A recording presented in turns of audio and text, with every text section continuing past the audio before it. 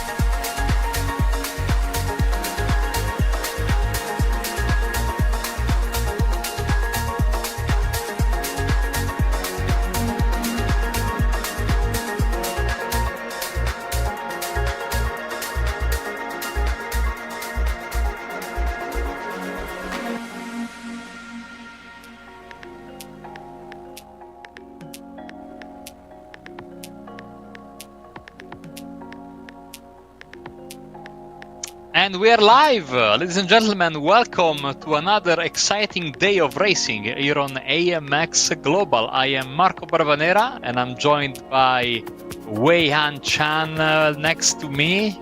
We are back together for this beautiful day of racing. As I was saying, we are going to have the Red Bull Ring with the TCR class first, and of course later we'll take the short hop to the UK for the GT3 class at Donington Park. Here we are finally back together on the screen. It's me and it's Wei-Han. How are you doing, mate? Doing great myself, Marco. I hope you've been well too, and correct me if I'm wrong, we're doing the TCRs and that's your favorite class of racing.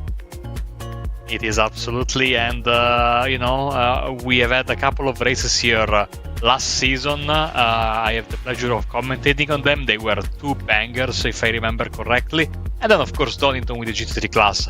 It's always a classic. So, I mean, you can't go wrong with these two combinations. And we'll be on track very shortly. Of course, remember, it's going to be AMX 0 for this first one, AMX 10 for the second, as I'm perched high above the racetrack here on a mountain, basically. Hopefully they don't forget about me when it's time to go to Donington. And it's time to go through all the pre-race preparations as we have this beautiful look of the track, the sculpture, of course, the race format. We are going to have the 15-minute qualifier. We're going to reverse the top 15-minute race 1, more or less. Laps usually come into play first. Top 15 of that race is then reversed for race 2, and then we move on to Donington Park. Let's remember, we have a $25,000 plus prize pool with a fantastic variety of cars and tracks, which change every day, by the way. So keeping these drivers on their toes every basically Wednesday, Saturday, Sunday. And of course, this is AMX 0, so no entry fee required. $1 extra if you show us your beautiful face on the webcam, and every time you accumulate $100 of prize, you can get a payout. And as I was saying, Wednesday, Saturday, Sunday, your 3 days of the week, amxrace.com to sign up for the race. You can probably even do it right now for this one and the next one, the AMX 10 race at Donington Park. And it seems like we are in a bit of a change. Of course, the US still on Eastern Daylight Savings for the next couple of weeks or so. So these are the times which will have to be updated for the guys living on in North America. We always have this. We are in that beautiful time of the year where there are like 3 or 4 different time zones settings for people around the world. Of course, civilized countries don't have to deal with this daylight savings nonsense. Sadly, Italy is not one of them. And in fact, for me today, everything is starting 1 hour earlier, which I'm not complaining about, by the way, because it means I can get pizza together with my family after the races.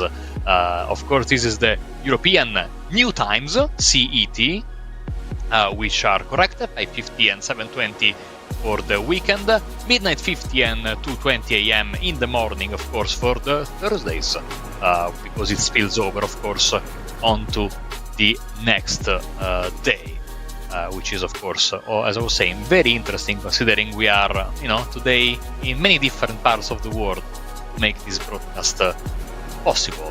Moving on now to the next screen, the prize pool, of course, for the AMX 0 races. Remember, free to enter. It's prize pool for the quali, the Heat 1 and the Heat 2, so everything pays out, and the payout is the same for every session of the race, with the added bonus, of course, the $1 that you get if you score the fastest lap in race 1 and race 2. As I was saying, don't forget, $1 extra if you turn on your camera for AMX 0. Of course, the camera being mandatory for AMX 10. And the champion, AMX 0, gets this beautiful next level racing GT Light Pro. I mean, Next Level Racing is a company that has been in the business for so many years. Their products are top quality. So if you bring home the championship in AMX 0, well, you win this, which I think, sadly, I don't have any space to put it, and I'm not going to win it because I'm commentating. But if you have the space, and if you have the, nobody in your family is not unhappy about having this, which in my family, of course, would be a bit of a struggle. This is a fantastic prize to get, and it really enhances your immersion tenfold when you have one of these beautiful rigs. And the leaderboard, of course. If the season were to end today, which is not, the beautiful rig would go to Jackson Hasenji, who's leading the way with 3 wins, $149.7 won. but Corentin Guinness is really close to him. Caio Gaspar rounding up the podium, then Belziti, Gerardo Ramos is in 5th, and Kieran Harrison down in 6th. And of course, see the rest of the standings all the way down to Facundo Rago, down in P12. You know, I've missed a couple of weeks due to weddings and other situations. It's nice to hear these names back once again, and of course to be able to commentate on them in just a few minutes when they will be on the racetrack. This is the average winnings per race, a new screen that wasn't there last time I did commentary, and you can see Kieran Harrison is Mr. Consistent, but Gustavo Ariel is neck and neck with him, even though he only raced twice this season, but still $13.25. And of course, Corentin Guinness is sitting in 3rd, another very consistent performer. And the track info next, which I'm going to do a read and throw it to my colleague, Weian.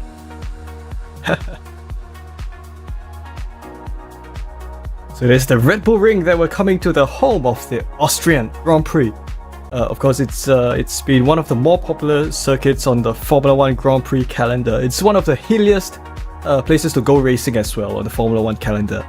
And of course, if you're taking TCRs here and you take TCRs onto hilly places, well, that kind of brings on another level of excitement when you come racing. So it's just 4.3 kilometers long, one of kind of close to the shorter side of things when you compare with other Grand Prix circuits, but great racing nonetheless. Drivers will also have to be careful with their braking, especially as they take on these touring cars across the hills and go into those difficult braking zones. We're also going to race in, yes, as we just mentioned, we're racing with these TCR car machines, Marco's favorite class of racing. So front wheel drive TCR cars that we're racing with, that includes the Hyundais, the Audis, and the Honda machines. And of course, with these machines, you get plenty of close quarter racing as you do in real life.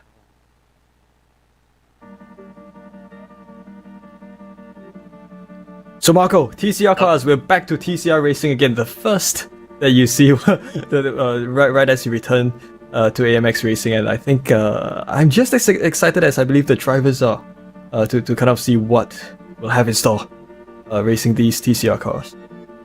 Yes, and usually I think the last time we were here with this car and track combination, we were on the short track, the national one that cuts to the right in the middle of the backstretch.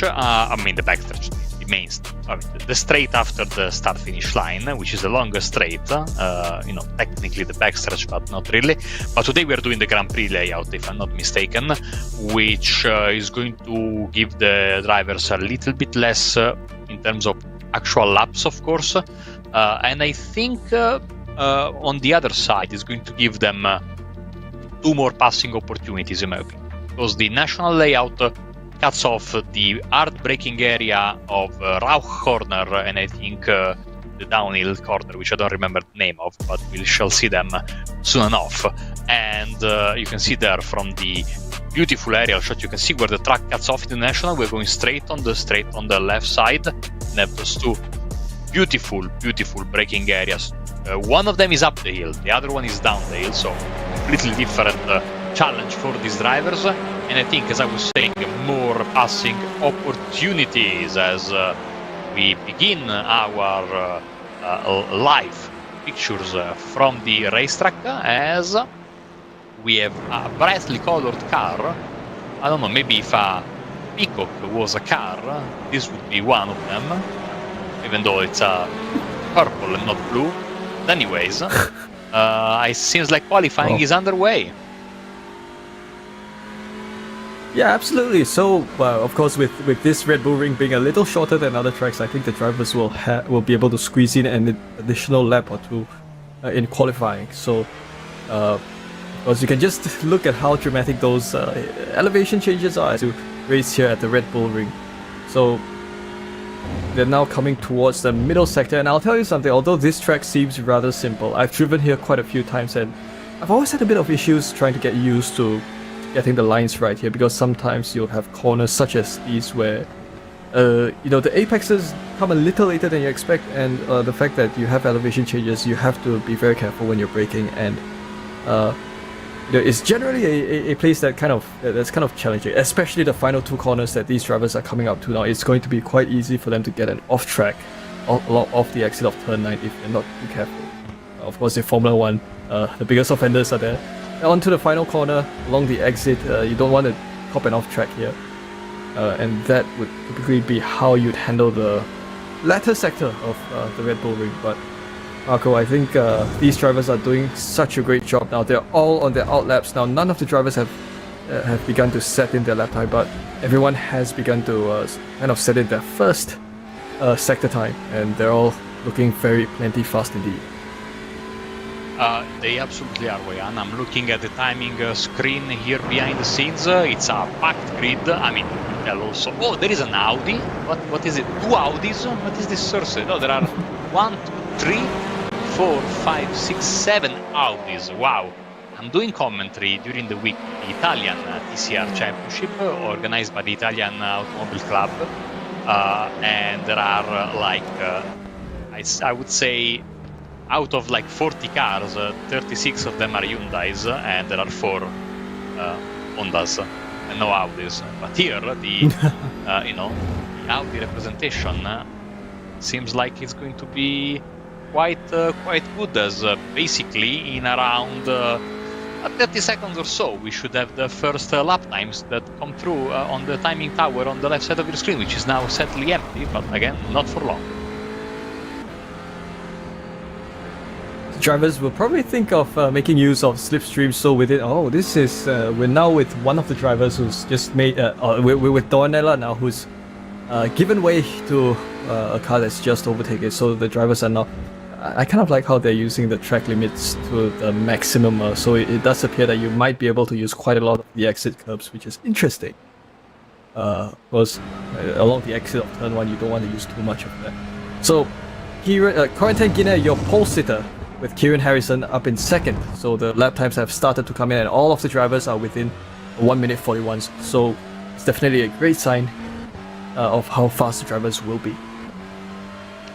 This was, I think, if I'm not mistaken, the first track which iRacing introduced the now current off-track system, which of course still gets the center line of the car for corners, unless it's a specially designated corner where instead they use, let's say, an FIA kind of rules, which means the car has to be entirely, the car can basically stretch the track limit as much as possible. In a way, basically, it means that the tires need to be, at least a bit of the tire needs to be on the track surface, basically. We'll see now, as we enter the final 2 corners, if we can stay on board with Kieran Harrison. Not in this one here, but especially, I mean, in this one as well, but yes. More so in this one, needs to be basically inside an area that iRacing shows you when you enter the server in the info bar. So it tells you exactly where you can and can't go. And it took me a lot of time to get used as a driver, when I still, pretended to be a driver here on iRacing, to this new system, because Wayan, tell me if I'm wrong, you are so mentally conditioned by the iRacing off-track system that when you get this newfound liberty of expanding, it's almost uncharted territory, Yeah, tell me about it. Especially with Spa, because we've, for the past 10 years or so, we've been used to keeping respectfully within the track limits, not putting more than 2 tires out of the curves. But suddenly new track limits come in, and suddenly we find ourselves not copping 1Xs. And as a result of that, it's kind of a reverse situation where we're now trying to get used to being able to manipulate all of the racing services that we get to access, that we get to use. And of course, because of that, you'll have faster lap times and you have a much more comfortable driving experience. It used to be that we tried to avoid racing at Spa because we wanted to keep our safety rating. But now it's no longer the case. We can race there comfortably, and I'm sure it's the same here at the Red Bull Ring as well. As qualifying is almost, but not completely, at the halfway mark, Corentin Guinness 41.1 is your provisional pole sitter. Kieran Harrison follows him in closely, and then Fabrizio Pelziti is sitting down in third with Marcelo Reales and Fabio Zamperlino in 4th and 5th position. Agustin Fernandez down in 6th, in front of Lucas Dornella, Pedro Oliveira, Nico Godoy, and Jansen Fajeira sitting down in 10th place. Harrison takes pole and Guinness responds immediately. Two teammates swapping there at the front of the field. Yeah, I recall seeing Guinness and Harrison fighting it out with each other. Oh, Kieran Harrison, more information about Kieran Harrison right here. So he is obviously from Team Simasi, the same team as Corentin Guinness. 24 years of age, and he is from the United Kingdom. So great stuff indeed. Great to have fast drivers racing with us. Of course, we'll see if both drivers will be able to kind of have a go at taking the pole from each other, because right now it is Corentin Guinness, and we're coming upon the halfway point of qualifying, and that means that the drivers will still have plenty of opportunities to set down qualifying lap times. So something I noticed, you can kind of distinguish between Corentin Guinness' car and Kieran Harrison's car by the third color that they've implemented on their car. So I think for Guinness it should be purple. There should be some purple accents, and for Harrison, well, I'll have to check on the car again later on when we watch. So this is Fernandez, who's come across the start-finish line. He's just set a lap time of 1:41.233, which keeps him at 6th position. It's Jansen Ferreira right now, your provisional pole sitter due to the reverse grid, sitting down in 15th, but that last spot is going to change a lot, especially because we have a couple of very fast drivers, including Gerardo Ramos, that haven't set a valid lap time just yet, and of course Diego Villarreal also is without a valid lap time. Of course, you've seen another thing that has changed. One can't be away for a couple of weeks that everything changes around here. For the better, might I add. Now we have the live chat bar here on the bottom of the screen instead of appearing on the right. So we can read your chat live, no matter where you're typing from, YouTube, Twitch for example. So if you have any questions, ask us, and we will be very, very happy to answer you to the best of our abilities. So ask away, we are here for you. Of course, Weihan is very, very knowledgeable about everything motorsports and cycling as well. So, this could be a very nice place. I remember in the past they used to, sometimes the Giro d'Italia would visit Mugello or Imola, for example. This would be a nice place where to stage a circuit or an arrival of a stage. Many elevation changes, which is honestly what I love about this. It's a modern racetrack, this one, but racetracks that follow the natural terrain and it's elevation changes galore are some of my favorites. Yeah, absolutely. And Marco Barbonero here is a connoisseur of all sports that exist on the face of this earth. So anything about sports, baseball and football especially, and American sports as well, Marco is your go-to person.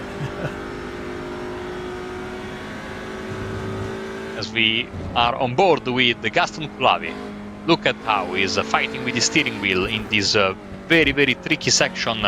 The final two corners, Kieran Harrison goes back to pole 40.439, barely in front of Corentin Guinness. Here comes Kulavi on the start-finish line, but he doesn't improve, 14.79. No, sorry, he does improve, but it's not enough to gain a position. So, we have seen a couple of changes there at the back. We have Vilas Boas going up to 8th place, and Rafael Casacurta also trying to set his first valid lap time. He does actually end up in P15, but he gets beaten by Nico Godoy almost immediately. So it's now Nico Godoy with the reverse pole position spot. There is only 4 minutes left, less than that to be honest. And let's not forget, we are racing with a hit format inside the racing service. Therefore, the moment the clock hits 15, it's game over for your qualifying. There is no add-on time to finish your lap.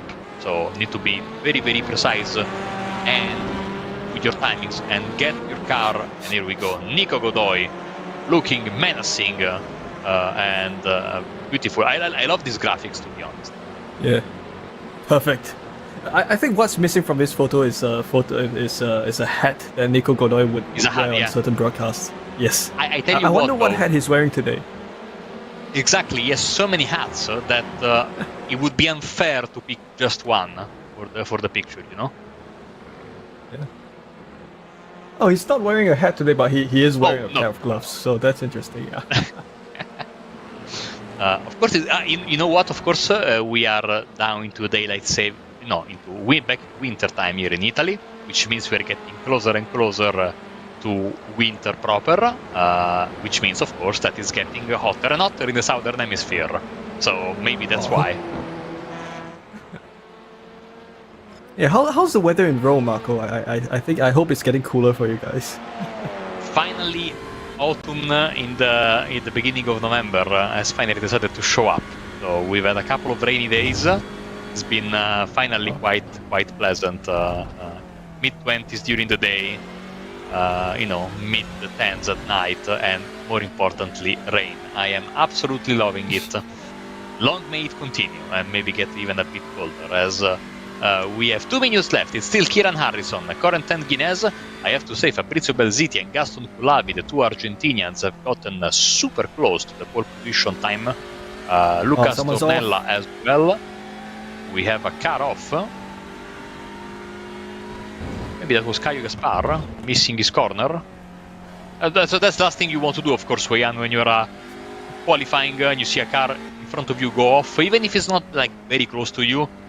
It's still a distraction, you know?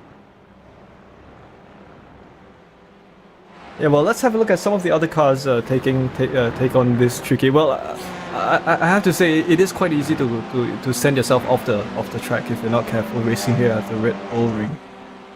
It's also worth mentioning that yes, this is a qualifying session because it does determine your your starting grid position by the reverse order. But at the same time, you can think of this as a time attack because the rewards that you gain from this, in terms of prize money, is obviously exactly proportional to that of both heats that will come later on. So think of this as also a time attack for drivers to battle it out with each other. But instead of racing for position, you're racing based on lap time. So this is Agustin Fernandez in 10th. Well, it seems like most of the drivers have decided to call it a day for qualifying.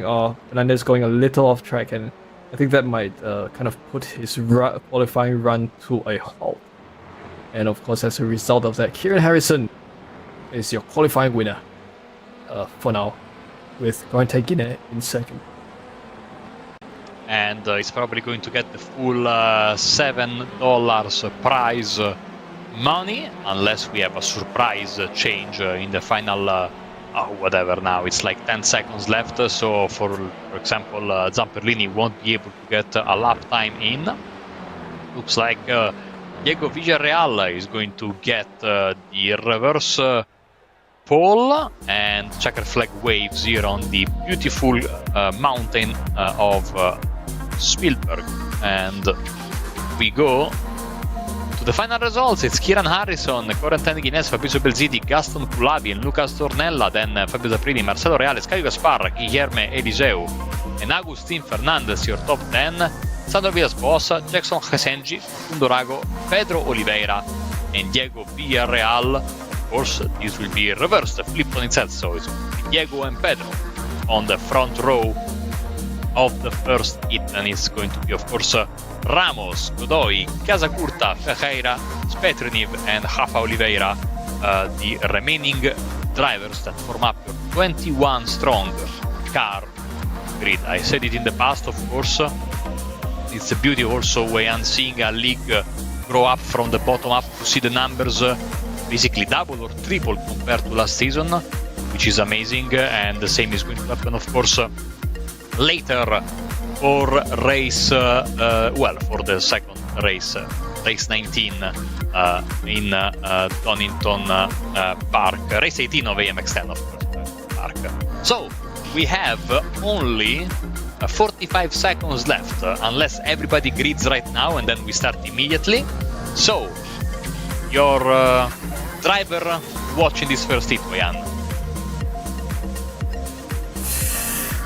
Tough call, because well, we would definitely expect Torrent Taken and Kieran Harrison to perhaps think of overtaking moves, given that they qualify fastest and they're starting from 14th and 15th. At the same time, we'll also have to see how well Diego Villarreal defends his position and how long he can hold on to the race lead before the other drivers kind of overlap one another. So it's going to be green flag any moment now. No pace lap to speak of, so the drivers are on their own. As we await the 5 red lights, it is green flag and we're off here at Spielberg. Diego Villarreal gets a great start as he leads the field along the outside.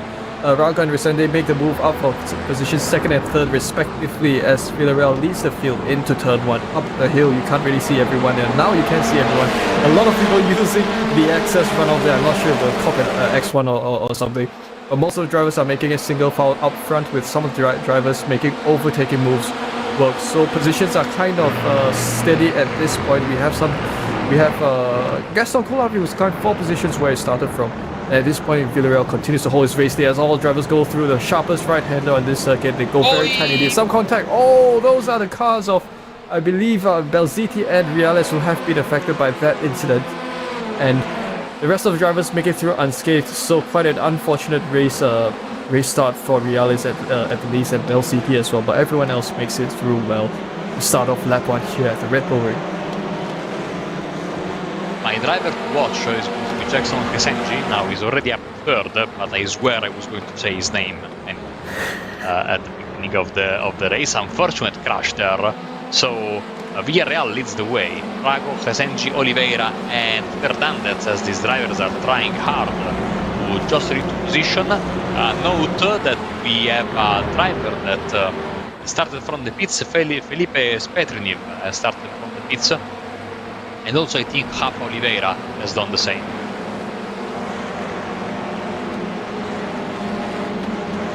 So the rest of the drivers making it through the final sector of the Red Bull Ring to complete the first lap here at Spielberg. So Facundo Rago, your new race leader at the end of lap 1, with Diego Villarreal following, coasting by in 2nd, and Jackson Resende, who's managed to pop 3rd position. So coming upon this tight right-hander as well. The hump along the exit of turn 1 is always a tricky place to kind of coast your car over, so definitely drivers have to be careful with the corner exit. You have a quick replay of the crash in turn 1, but of course some overtaking attempts right here. Resende making the move for 2nd position as they go wheel to wheel indeed. That seems to be Villarreal, who's trying to go along the inside of Resende to try to make an overtaking move for 2nd place work. Obviously, the crash during the first incident was the first lap, or ended in shambles, but the rest of the field seems to be quite composed at this point. Rago continues to lead the field with Resende very close by, and Villarreal as well. They're going bumper to bumper indeed. And you can see how hard they're braking now. Their brakes are kind of a glowing hot red. As we're now riding with Diego Villarreal, who sits in 3rd position, is just a fair bit of a distance behind Resende. Of course, the gap between Resende and Rago exists even closer as they make it through the middle sector of the circuit. This part where you have to ensure that you get the most optimal racing line in order to make it out of this part with the least amount of speed scrubbed off. On the final sector, you can see that they're going over a little bit of the crest before they're coming upon this right-hander where you both want to cop an off-track as well. Somebody asked how to join the league. AMXrace.com, again AMXrace.com, and you will find all the details as to how to join us, as Facundo Rago is leading the way. Jackson Kesenji is looking very, very, very, very menacing behind him, and I think that they are creating a little bit of a gap to Diego Villarreal, who's dropping back, and now he will probably have to look in his mirrors because he's got Oliveira, Coulavi, Fernandez, Villas-Boas, Eligeu, Zamperlini, and of course the dangerous duo, the CRC guys, Gaspar and Kieran Harrison in now it's 9th and 11th place because Guinness has just gone past Fabio Zamperlini for 9th place. The nicknames are coming back, Marco. Dude, I tried to jog my memory here. I remember some of the drivers having nicknames from seasons 1 and 2. We're now with Agustin Fernandez, who would seem to have climbed a couple of positions, if I'm not wrong, and some of the other drivers as well. Facundo Rago continues to lead the race with Jackson Resende up in second place. So both drivers have set a last time by of 142 within the three tenths of a second margin of each other. So Facundo Rago continues to lead Jackson Resende. The gap seems to be quite steady at this point, so it is up to Resende to try to close the gap as much as possible to think of an overtake move. There is also a similar situation for many of the cars behind here, as they make it through the second to last corner and the final corner. Look, I think something tricky about coming here to Red Bull Ring is that you want to use as much runoff as you can, but you don't want to exceed the runoffs. And sometimes, when you're too used to the original iRacing off-track system, you sometimes end up asking yourself, can I use that much runoff, or do I have to keep two wheels on the track as we always have? And when you are racing in a league session, as we see Resenji really putting in his crosshairs the car of Facundo Rago, now going for a little bit of a switch action, first taking the corner on the outside, and then Resenji was going to move to the inside and do a crisscross move, but that didn't happen. Once a guy called Alex Simpson, you might have heard about, told me that when you're racing in a league session and not unofficial, your X number that you can do, like 17X, you use them like as a wallet, no? And you have to spend them wisely, no? Because there is really no effect on your safety rating, of course, no? So you really have to worry about not abusing them. Of course, we are using TCR, so little bit of contact is to be expected, and you can lose, of course, incident points there. It's 2 points for a collision with another car. That's hard. Door banging is one thing, bump drafting or small collisions usually goes to a 0x. But of course, netcode and lag exist, and so maybe sometimes you just slightly touch the bumper of the car in front of you, and you get a 2x or with a 4x. So, and of course, as you can see, there's somebody there flashing his headlights with purpose. I think that's Gaston Kulhavi, which is getting closer and closer. He got past Villarreal, Wehan, and now he's throwing his hat into the fight for the lead. Says, I'm here, guys, with my beautiful Audi, by the way. Yeah, Marco, I think, in fact, Gaston Kulhavi has made it 9 positions gained, so he's not only overtaken Diego Villarreal, he's overtaken all of the drivers, in between, where he's starting from. So Gaston Kulhavi on new race, that's because a couple of drivers have been spun off. That seems to be Resende, who's just been spun off. He was in the race, he was up front, and now he's lost so many positions. Unfortunate incident there, but that does mean that Gaston Kulhavi is your new race leader.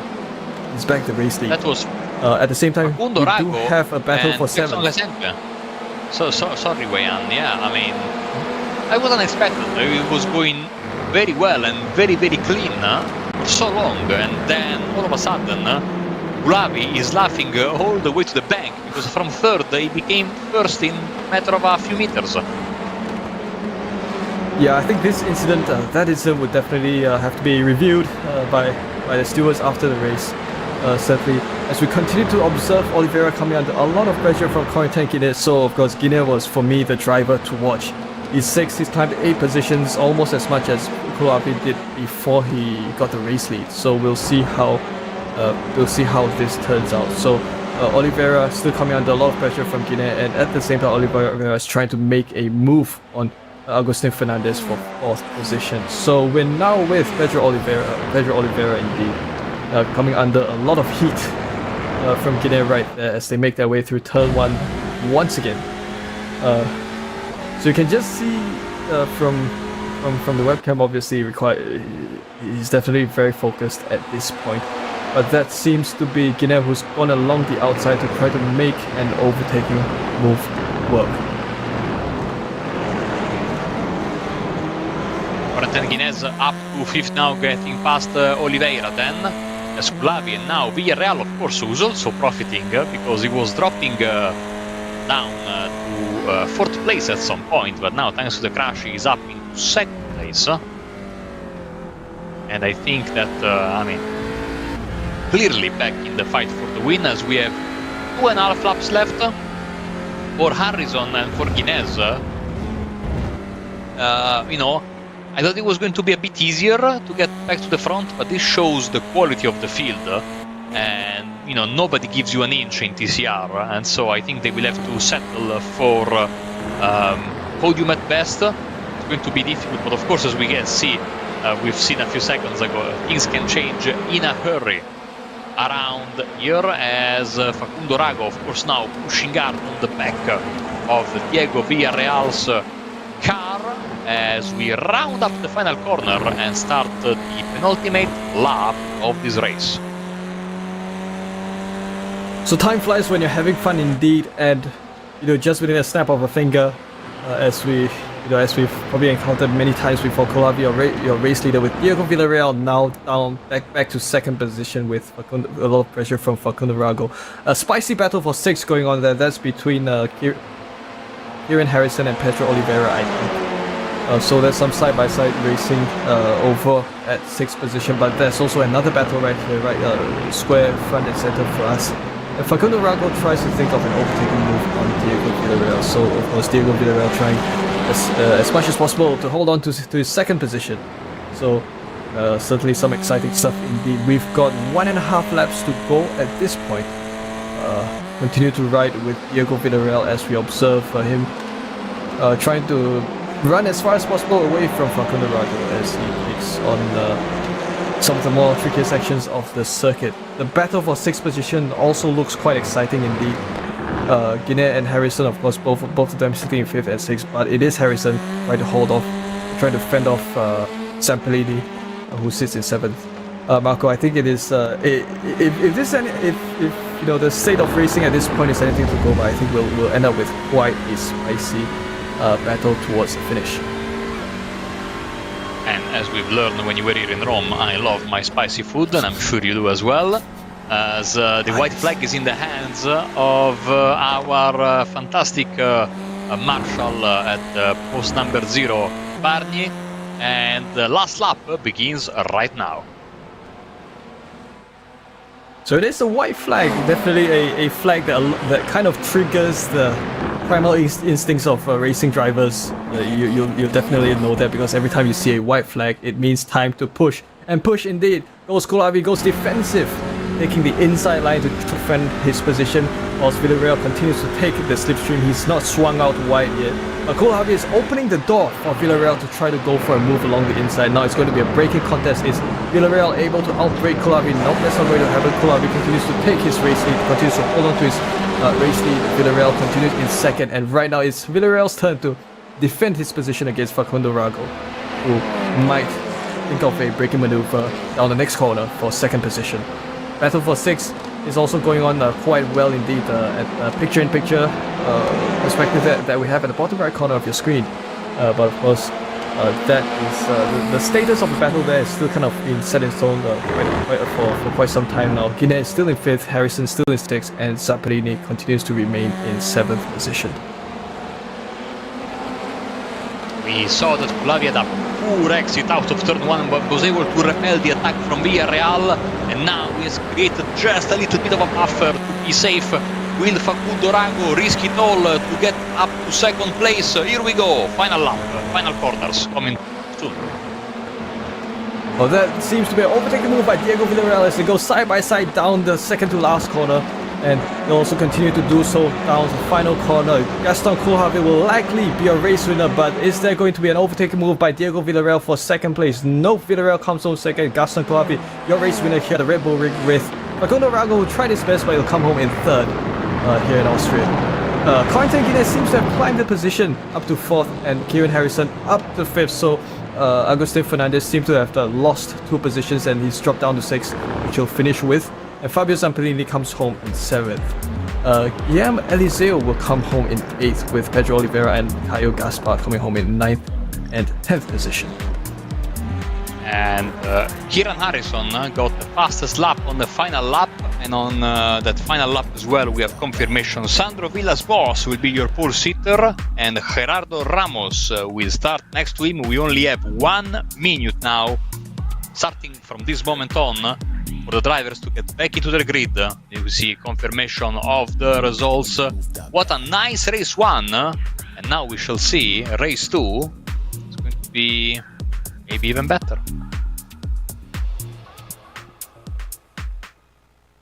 Yes, it sure will be. So your BenQ session winner, Gaston Koulavi, having a great time up there. Of course, he fought really hard for his position, and he definitely deserves the race win in Heat 1. We're moving to the feature race. So that would see Gaston Koulavi, start from 15th. So it will be his turn to make his way, to crawl his way back towards the front of the grid. So drivers are gridding once again, and with TCRs, I don't think you have a rolling start. So it is a standing start indeed for the drivers. So revs are building. I think green flag. Yes, it is green flag from the perspective of Marcelo Riales, I believe, starting from 21st. So obviously a very unique start with this wide right in front of us here at the middle of the field, as all of the drivers make it through turn 1. Oh, a lot of contact. Oh, a huge shunt to start the feature race here at the Red Bull Ring, and someone's bumper has come flying off. Unfortunate start for some of the drivers here, but Gerardo Ramos, your new race leader with Fabrizio Belziti, who's made an advantage from the situation at start there to now hold on to second place, and Lucas Donella is now in third position. So they're now coming upon the next corner. A bit of contact, bumper to bumper contact between some of the other drivers up in front. What a chaotic start for the feature. And that was Diego Villarreal. One of the guys involved went from the podium in race 1 all the way back to crashing, basically at the first few meters of race 2.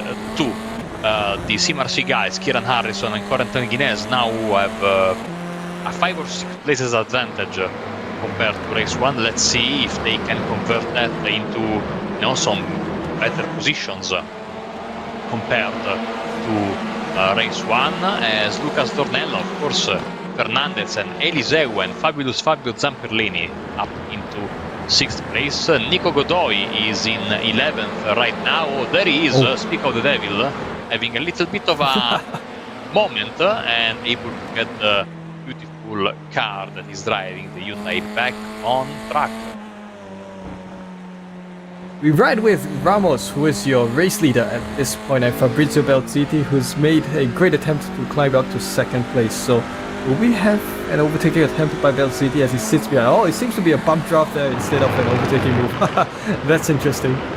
With these TCR cars, I think you can get away with some bump drafting, which is definitely a great thing.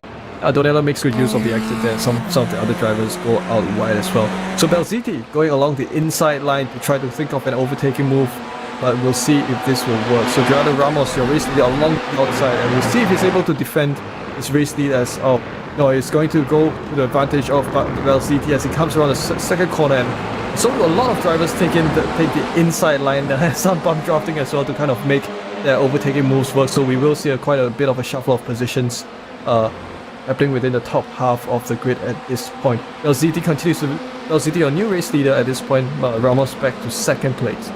But of course, a big climber there, Agustin Fernandez in third position. They try to sort themselves out as they move through the secondary portion of the second lap.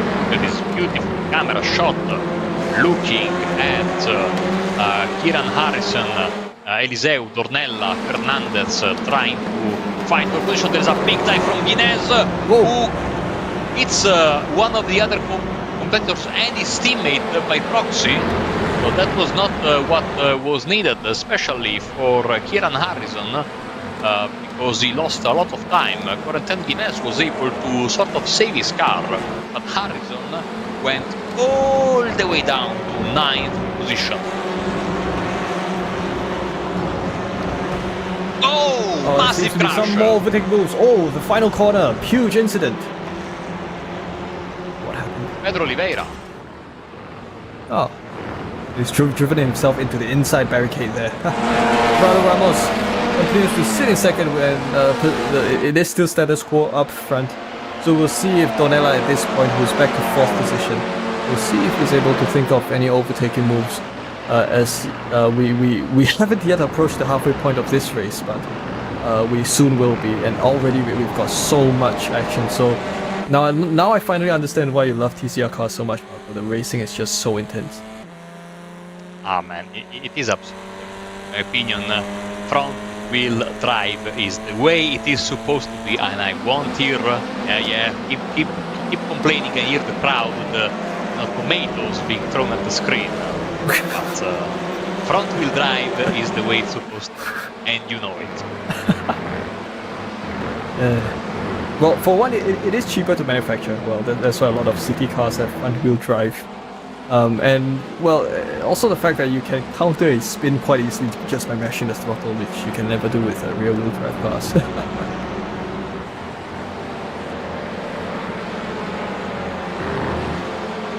Oh, there was in the contact in turn one of the Tony Kanaan Texaco cars went very deep and completely obliterated the poor Diego Villarreal, who was minding his own business there. So yeah, that was unfortunate. And then another one of the I don't know if it's the same car, another one of the Tony Kanaan Texaco cars got completely obliterated as well in the final corner of lap 2. So wings and roundabouts.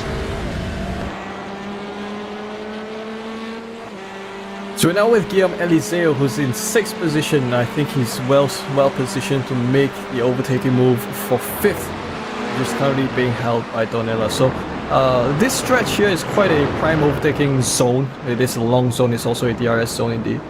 So along the inside, what would be Eliseo has made the overtaking move work. Well, great driving at this point. Oh, going a little bit flashy. That's the number 19 of Corentin Guinet. Oh, Guinet has made it up to 3rd. So, well, he's definitely done a great job overcoming all of the traffic to kind of regain his gain a lot of ground. And in fact, Corentin Guinet was a champion of the WTCR League that's run on iRacing, and that's definitely great to see. Oliveira's crash in a replay, picture-in-picture, and that was an unfortunate moment for Oliveira, which kind of dashed his hopes for a good result in the feature race here. We're now continuing with Agustin Fernandez, who's he's gained 5 positions. So he's just been overtaken by Corentin Guinet for 3rd position. So right now, Fernandez, his job is to hold off Guillaume Eliseo as much as possible. And well, yeah, we are having fun because not only we are already past the halfway mark, we are, basically in the final few laps of the race, because lap 5 starts right now. Fabrizio Belzini, of course, 1:40.527. He gets beaten by Kieran Harrison, who's on the comeback trail after the contact he had with an opponent. He's now down to P8, just going past fabulous Fabio Zamperlini. As we can see the big amount of cars on your screen, both in the main screen and the picture-in-picture, of course, because there are buttons everywhere. This is what we like about AMX. Also, I think by the fact that there is somebody who went just someone's gone off. Someone's gone off. That's someone who's gone off. I think Dornella, sadly, yeah. Well, that was unfortunate. Well, we do also have Inez's teammate Kieran Harrison, who's down who's over in 7th. A bit of overtaking there. That's between Zamperlini and I think Rago for 8th position. Look, I think one of the side effects of racing with TCR is I think sometimes drivers push a little too hard. So much so that if you have too many altercations, sometimes you might find yourself then spinning, flying off to the wall, and that was the case for some of the drivers. Kieran Harrison in 7th from a CMRC car. He goes along the inside of the corner to make an overtaking move for 6th position against Sandro Boas. So yeah, interesting to see some Hondas being represented here. Yeah, I mean, in my opinion, it's incredible how much I like the TCR version of the Civic and how much I dislike the road-going version, because the rear wing completely improves the look of the rear end of the car. Without it, when I see it on the streets, it seems like it's missing something. I don't know how to explain. But I think the front end looks quite nice though, especially with the city car. The front end is beautiful. It looks quite... Yeah, it's so good that they nailed the design. Eliseo in 5th So 3 positions up where he started. I think he's hungry for the 4th position that's currently being held by Agustin Fernandez. So making their way up this, well, there are plenty of uphill corners at this first sector of the circuit here at the Red Bull Ring, which you then after that kind of find some downhill corners later on. So with Guinness once again, so Guinness probably thinking of an overtaking move. Oh yes, he's made the overtaking move work for 2nd position there. That's been pulled off exceptionally well, so we'll see with 2 laps of racing, 3 laps of racing to go, we'll see if Guinness is able to maybe go for the race win, because this is TCR, this is home turf for Guinness. And Fabrizio Belziti has really waved goodbye to the rest of the company, but you know, as you were saying, if there is a driver that can close up 3 seconds in 2 laps and a half, that's Corentin Guinness. Up 10 places, he's not the biggest mover, that would be Marcelo Reales down in P9, but anyways, looking good for the Argentinian there in 1st place. Guinness and Ramos on the virtual podium, and Eliseo and Fernandez want to get there, and so does Kieran Harrison down in 6th position, but looking very, very good for maybe a top 5. Oh, hello. Whoa.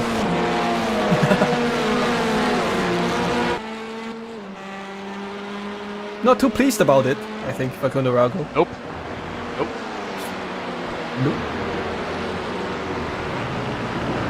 The trademark flashing of the headlights, which is international code for, you know, How are you doing?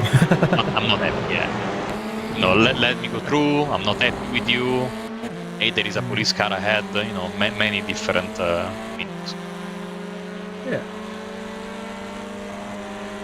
So we're with Zampolini right now, and he's set behind Viales. So we'll see if an overtake move may, if it'll happen here. One of the I'm not sure if you're. Oh yes, there's an overtaking move. That's Zampolini who's taking the. Well, it's difficult to see the car here, but that seems to be Zampolini along the. Along the inside. So Zampolini trying to go for the switchback. He's going to perhaps think of an overtaking move right here as they come along the left hand. Zampolini makes this move, well, almost make this move work, but obviously at that point Viales made the racing line work towards his advantage. The car has started to slow down. That seems to be, well, the paint scheme, it definitely has to be Diego Villarreal. He seems to have slowed down there. Something must have happened. But Belziti continues to be your race leader, and he's far enough ahead of Corentin Guinness that he might well be comfortable to continue holding on to his race lead towards the race finish. We'll see what happens. In the meantime, Harrison has gone past Eliseu up to 5th position, so looking good. Guinness gaining on Belziti, but not nearly enough.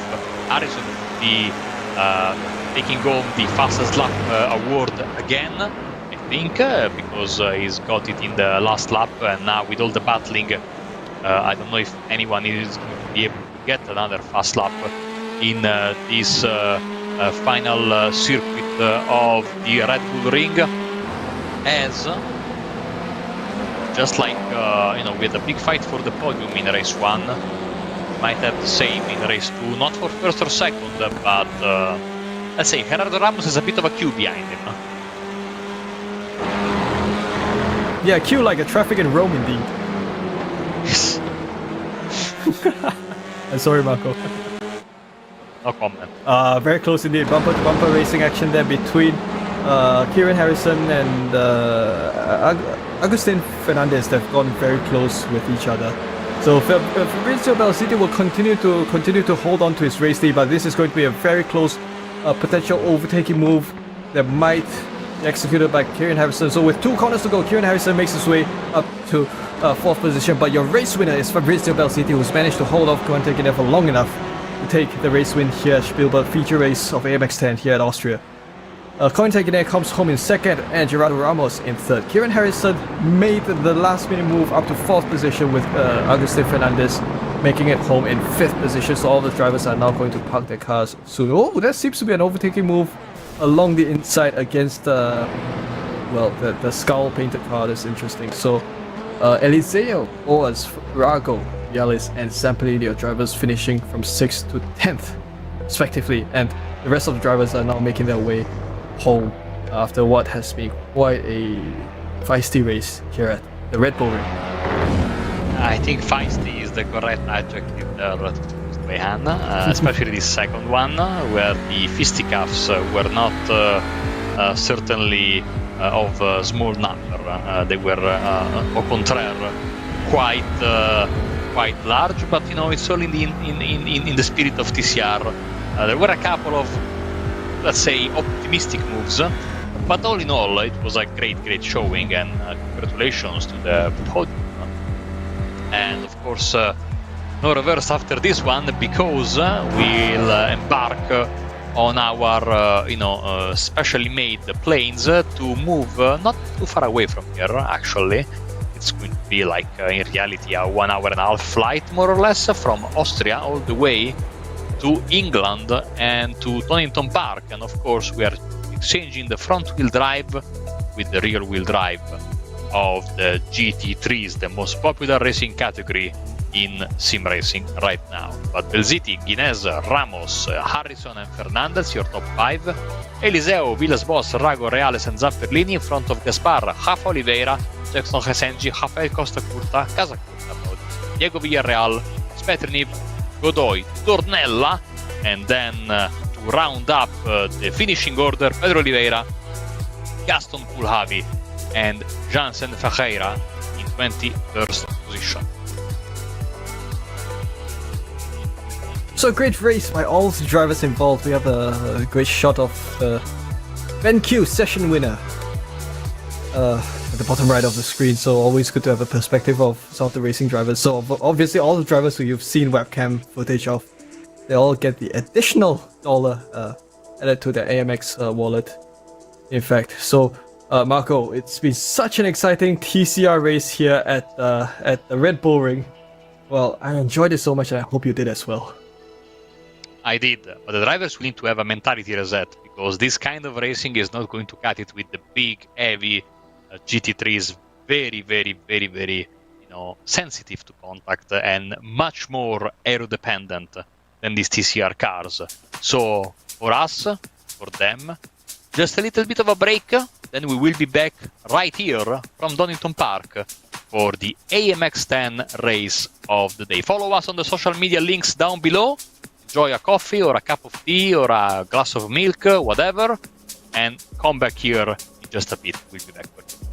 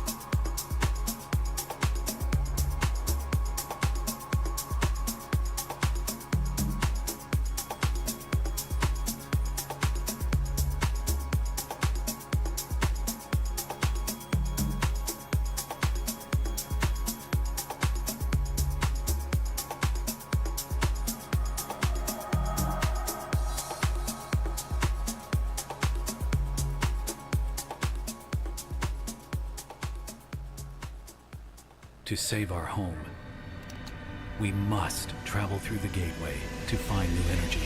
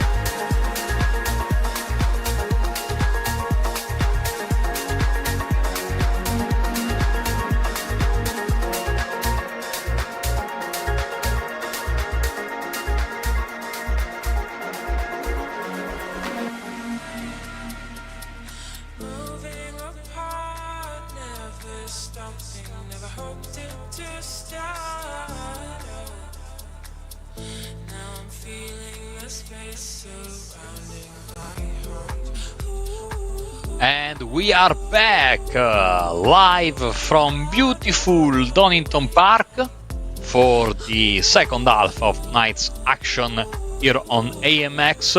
Is the AMX 10 race from Donington Park with the GT3 car class, of course the most popular car class in sim racing right now, with myself, Marco Barbanera. Of course, we are going to have next to me there is Weihan. Hello, Weihan. Marco, good to see you. And I just realized we've just come from the Rainbow Ring in Austria and I picked this up. Yes, very nice there. Anyway, we're coming to what is one of the more unique tracks on iRacing, that is Donington Park. So this track has seen plenty of different kinds of racing action. It's seen the 1993 British Grand Prix, indeed, where we had Senna racing in the rain, if I'm not wrong. And yeah. And of course today it remains for, it remains also around for cars like the GT3s, touring cars, and Porsche Cup cars that come here. So really this place, although it's not exactly a long place, it's not exactly a long track, it's a track that does push drivers to their limits because it's a place where corners come in succession. So that's something that the GT3 drivers will have to be mindful of as they come to Donington Park here today. So Marco, I hope you're looking forward to a race here at Donington today. I absolutely am, as we now have to go through the pre-race preparation as per usual, as we have this beautiful aerial view. Of course, once again it's AMX Global League Season 3. We will be handing proceedings in a month and a week time, more or less, on December the 10th. $25,000 plus prize pool with, of course, the trademark mixing and matching of cars and tracks, and the format is the same as the AMX Zero race. So, qualifying session of 15 minutes, top 15 is reversed for the grid of race 1, top 15 of the race 1 finishing order is reversed for race 2, and then we go home and we'll see you back on Wednesday. But we are going to go out with a bang tonight because AMX 10 is where the big bucks are on the line. Of course, $10 entry fee, the webcam is required, and of course, just for AMX Zero, every $100 you accumulate over the season can get a payout. And as per usual, Wednesday, Saturday, Sunday, race days, of course, adjusting on your time zone. AMXrace.com for all your needs. the US and North America still on daylight savings, so these are your times for the eastern coast. Of course, you can adapt by moving back towards the west, removing 1 hour each step of the way, all the way to the central, the mountain and the Pacific time.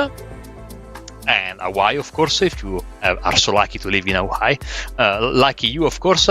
But here in Europe, we are back to winter time, and so these are the new updated times for the rest of the season. As you can see, 7:20 p.m. is what we're going to when the second race, more or less, is going to start the quali session. So in just about 5 minutes time, the prize pool, of course, I said the AMX 10 is where the big bucks are on the line. $10 entry fee, but look at this. $40 for P1, $25 for P2, $20 for P3, all the way back to P15. This is true for the quali, Heat1, Heat2, and of course the $5 bonus for the fastest lap on offer in both Heat1 and Heat2.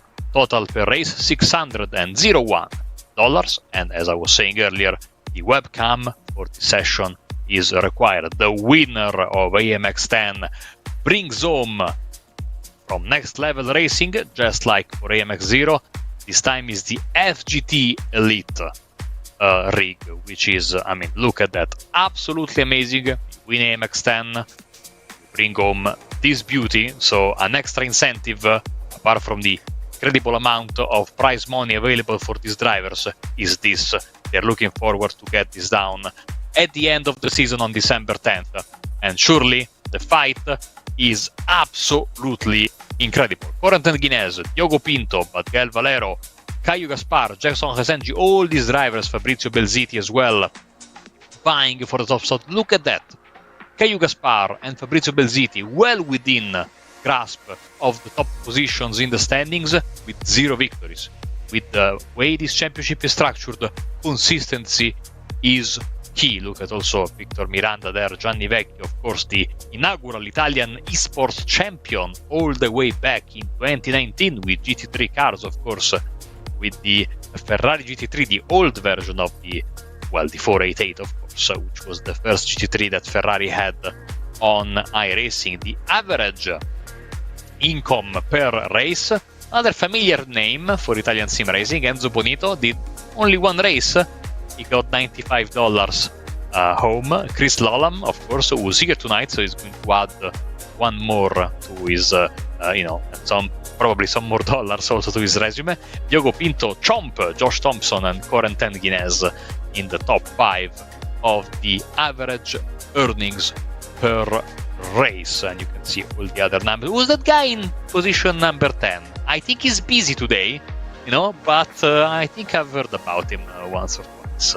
Of course, Max Verstappen, who has graced us a couple of times this season, is going to be partake in the Mexican Grand Prix in 1 hour and a half time. So if the timings work well around here, you can finish this and switch to your couch for the F1 action later in, as I was saying, 1 hour and 40 minutes.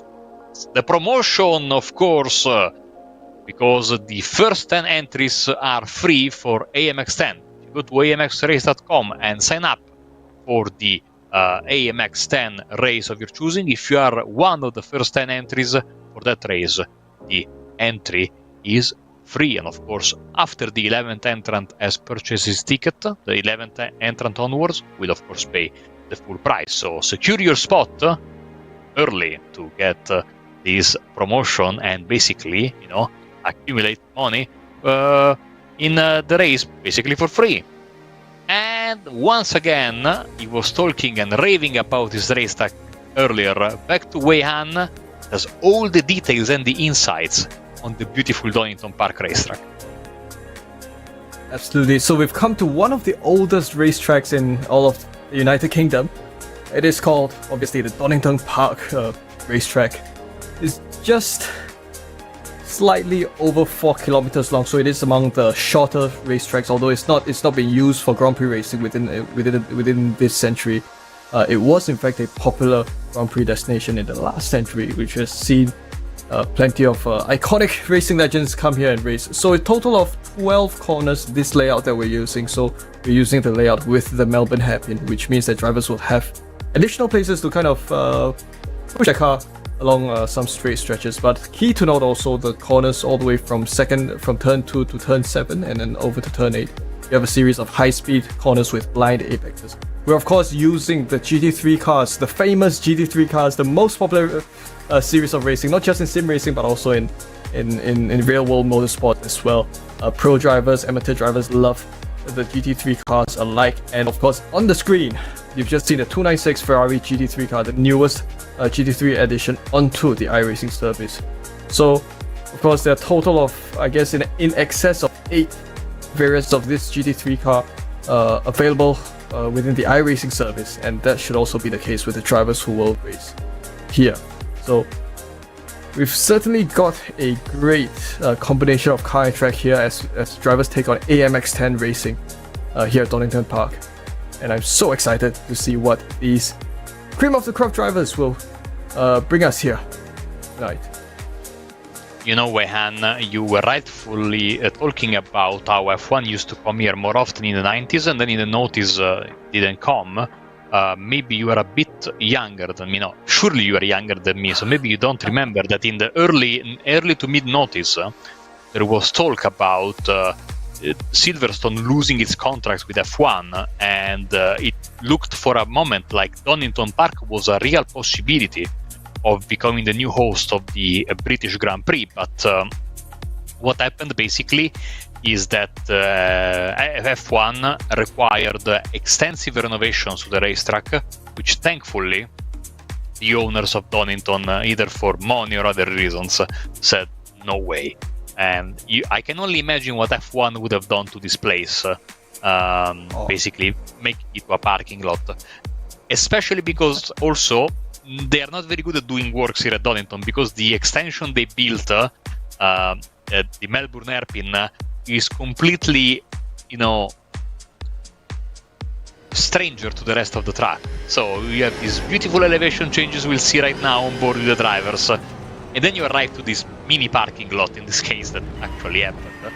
But I have to say, it adds a passing opportunity which otherwise would be very, very difficult around this place, as we are on board with Chris Lallam, also of Team Redline, and you will see now the drivers normally at the end of this straight where Lallam is right now would take the right chicane. Instead they take the left chicane here and go to the extension that was built I think in the early 90s, and then they take this very, very interesting hairpin which has the braking area, as you can see, slightly downhill, so it's trickier than you might think, and then all the way back to another hairpin, this time on the left, that brings us back onto the start-finish line proper. So I think all in all it's not a bad thing that F1 has not come back to Donington, because if this is the standards of works they do around here, maybe it's for the best that they kept the track unchanged. Well, but it still does promote some good racing, especially if you come here with some of the more old school cars. I think I must have taken the Porsche Cup, as well as I think the V8 supercars from back in the day. I took the car around here, and I have a feeling that this track does suit tin top cars very well as well. Oh, we do. Oh, what's this? It's a Ford GT3 with what? I'm trying to wrap my head around what exactly is going on with the paint scheme, but oh well, that's interesting. That seems to be the lone Ford GT of Diogo Pinto. That's definitely great to see. I'm not too sure who exactly is on there. Yeah, so Diogo Pinto from Team Redline. He is the only Ford GT driver on the field. And of course, this Ford GT is, it kind of has a cult following on the iRacing service, so it's not exactly a commonly used car anymore, but there's always going to be a loyal fan. Oh my, I'm just getting distracted by paint scheme, but there's always been a loyal following of Ford GT fans on iRacing that would typically still stick to this car very, very loyally in many ways. So of course, we're just starting off with the qualifying session, and a lot of drivers seem to still be heating up their cars, heating up their engines, heating up their tires and brakes. Which, of course, you have the Melbourne hairpin section here. This is a perfect place to kind of warm your car up before starting a qualifying lap. Corentin Guinea is your provisional pole sitter at this point. He's set a lap time of 1:26.261 with Kieran Harrison in second. So you've got the Sima Cigar guys who've kind of found themselves up at the pointy end of the qualifying standings. Those were Troiano and Chadwick getting into a group. Of course, traffic is going to be an issue this quali session because the track, despite the extension, is not very long. But by the way, to give you a glimpse of how good of a driver Diogo Pinto is, a couple of weeks back, my last commentary before I went to Let me also use this moment. I know it's been 2 weeks, but of course, one of the most well-known drivers in the Italian scene. He's never done any official championships in Italy, but he has won the Majors Indy 500 on the USA section, by the way, so the proper one. He has won the 12 hours of Sebring in the 10 split with me. That's not his greatest achievement, but still. Happy marriage to Alessandro Dalle Donne, one of my closest friends, which I met thanks to iRacing basically 10 years ago, and now happily married. I was saying, Diogo Pinto, 3 weeks ago at Zandvoort, almost won a race with his Ford GT3. Like, he lost the lead in the final lap, which I think would have been the first ever, or one of the first official victories, or on a streamed victory by a Ford GT3 car in iRacing's history. I was so disappointed because it was so close. Well, let's hope he has another go at the race win here, because all drivers seem absolutely competitive indeed. The top 6 drivers are all 8,000 I rating and above, so wow, that's definitely fast indeed. So we might have a situation where we'll have a Team Redline versus Apex Racing Team versus Team Simasi. So we, on top of looking at the performance of the drivers, we'll also have a look at how the teams will fare against one another. So Tom Burns in second, qualified second at this point. Chris Lawler is obviously on your leading the qualifying tables at this point. So Guinea and Valero, both Frenchmen, but from different teams. So worth noting as well. Valero currently in 4th. So Valero has got a World Championship license. This congratulations to Valero, who's going to race at the top level of iRacing in the following season. So as the drivers come upon, well, you can just have a look at Marco. You were just mentioning how slightly awkward this Melbourne hairpin section kind of is. Yeah, I can get what you mean, because you're driving, you're kind of taking a Donington Park race circuit, and you come towards the hairpin. Everything just kind of becomes very awkward. You just kind of get thrown off a little bit as you take that one single hairpin. Yes, you were saying 4 black stripes in this event. Of course, Diogo Pinto, Gal Valero, Chris Lallam, and William Chadwick. Of course, black stripes that indicate the driver is either, as you were saying, a World Championship driver, or is taking part of a Pro Series, a qualifier series for said World Championship. In fact, they are the same thing. It's a license you can't acquire unless you qualify, but that you can lose if you are not careful with your safety rating. And of course, it's even more stringent safety-wise than the A license. So especially we were speaking about Spa earlier. Back in the day, the 24 hours of Spa would be like no incident limit and strict track limits. So it wasn't uncommon for World Championship or Pro drivers to drop down to D class in the span of one day. Oh boy. Well, those were the days before the new track limit system kind of came to be. So it was a huge problem. It was a huge problem for all of those pro drivers fighting it up there. Well, because it's Spa, and it's very easy for you to cop 1Xs, and if you do an endurance race there, you can sometimes cop enough points to tank yourself all the way down to Class D, as Marco mentioned. So this is Tom Burns, a driver from Team Redline. He's currently qualified second, or rather he has his lap time up.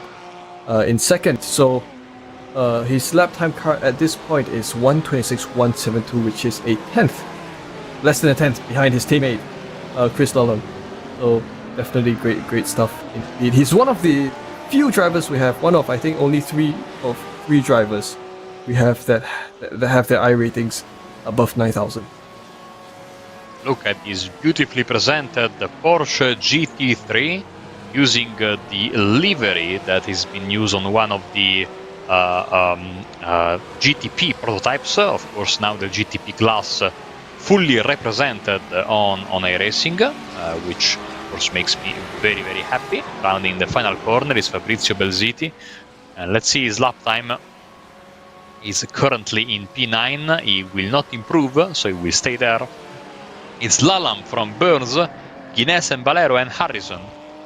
Your top 5, 2 Porsches and 3 Beamers in front of a Ford, Ferrari, a Lambo, a Porsche and another Beamer. This is your top 10. Well, that paint scheme kind of reminds me. I was in Lugano just earlier this month, and one of the Porsche Taycans on the road had that paint scheme. So that was, Wow. definitely interesting to see. Yeah, what were the chances?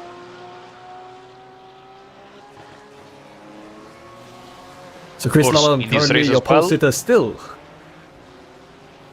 Go ahead. 25.091, absolutely a very quick lap time indeed. So we're coming towards the second third of the qualifying session.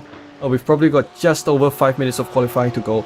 And what that means is that drivers would probably have 3 to 4 laps of qualifying left if they want to have a shot at the fastest qualifying lap time. So again, time attack style of qualifying. The great thing about qualifying here at AMX is that it's an open qualifying session, so you have the opportunity to make use of slipstreams offered by other drivers. So it's not just about setting the fastest lap, it's also trying to find as many opportunities as possible to sit behind the slipstream of some of your rivals in order to get the best lap times possible.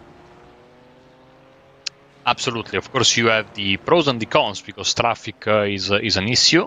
But I mean, if you can play it right, you can absolutely gain massively by using the slipstream properly, as we see William Chadwick on the bottom of the screen trying to get a lap time, and he gets the record final sector. That's enough to propel him up into pole position by 1/10 of a second.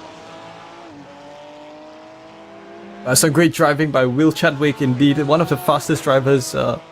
One of the 4 pro. Well, he is having a pro license, not a World Championship license. So what that means is Chadwick is still fighting very hard indeed for an opportunity to race in the what I would imagine would be yes, there you go, Will Chadwick of Altus Esports. Is he running a Altus Esports paint scheme? I don't think he's spotting the paint scheme at this point, but still, absolutely one of the top sim racing teams in the world, same level as Team Red Lion, Apex Racing Team, and the like. So it's great to see Will Chadwick race with us here at AMX. So he's, if we look at the lap time differences, he is, just 1/10 of a second ahead of his countryman Chris Lalonde, who is currently qualified in second.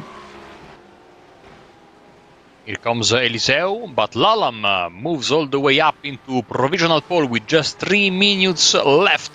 So a change up top as the Ferrari of Caillou Gaspar is trying to weave its way through the traffic onto the backstretch and down to the track extension. As I was saying earlier, we have the same rules apply as earlier in AMX 0, therefore 15th place will get pole position, and when the clock hits 0, we will go, the clock hits 15, sorry, we will go straight through the gridding process. Now, this is a GT3 race, so I assume it's going to be a rolling start. I don't remember where they sort the cars out in Donington, if on the front stretch or on the back stretch, and I get the confirmation that of course we're going to have a rolling start, because if you ever done a race in week 13 where they usually have all standing starts on road courses, starting with these cars from a standing start, it's interesting to say the least. So we ride with Will Chadwick once again. and we're taking on the what I'd probably say the more old school natural flowing section of Donington Circuit. That's of course turns 2 all the way to I think turns 7, 8 or 9. So at this point you can just see that the corners are all following the natural ebbs and flows of the elevation of the terrain here at Donington Park. As he now comes upon these two right-handers. The thing about these two corners is that you would sometimes brake too much. And then, making use of slipstream there, you would sometimes brake too much and kind of not have enough exit speed. Some mistakes that I've made in the past. So now upon the chicane that leads down to the most unnatural hairpin on this track, the most out of place corner in some ways, you're now braking downhill into the Melbourne hairpin, which Will does nicely indeed. A good racing line there. She exits the hairpin and onto and what I would think is the most difficult corner of this track because you can't really see where your entry is. The apex is quite blind, so taking that corner nicely there, and that is a lap around. We'll see if he comes around the start-finish line with a faster qualifying lap time. He sets a lap time of 1:25.951, which is not enough to push him up to the top spot. Only 30 seconds left.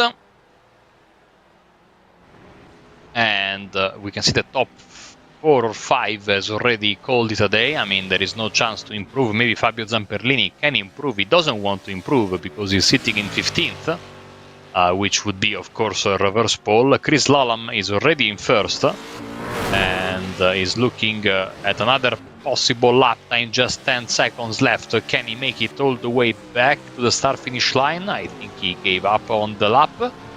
And, of course, there's a checkered flag, and we go immediately onto the gridding process. So that was an interesting qualifying session, and it means that it's going to be Fabio Zamperlini, Sandro Villas-Boas, the two Brazilians, in front of Jackson Resengi, Gerardo Ramos and Caio Gaspar, your top 5 reversed from this. Of course, Chris Lallam gets the honors as the BenQ session winner and $40 for his troubles. So unlike the previous session, like you mentioned, Marco, we do have a rolling start, which is a great thing because with these GT3 cars, you don't want a situation where you have to launch control these cars because they've got traction control and it's going to be difficult to get them off the line. Double quick time. Brilliant camera angles by the production team behind here to have this particular steady camera of the perspective of the cars gridding up.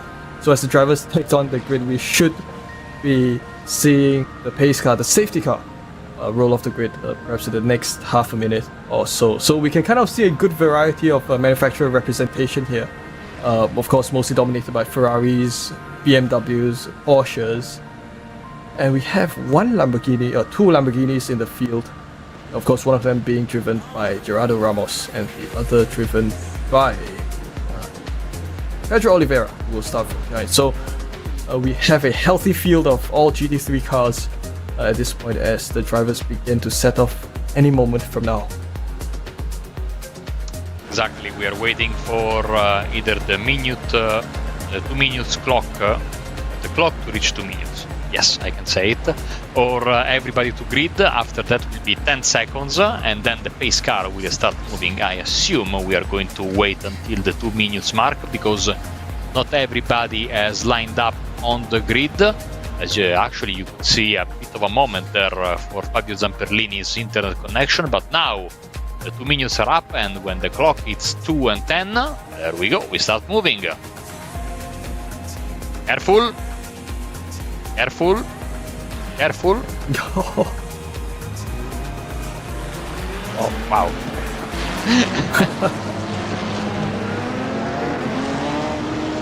That was intense. I've never seen anything like it before. That looked more like a really 5 p.m. Traffic jam here in Rome.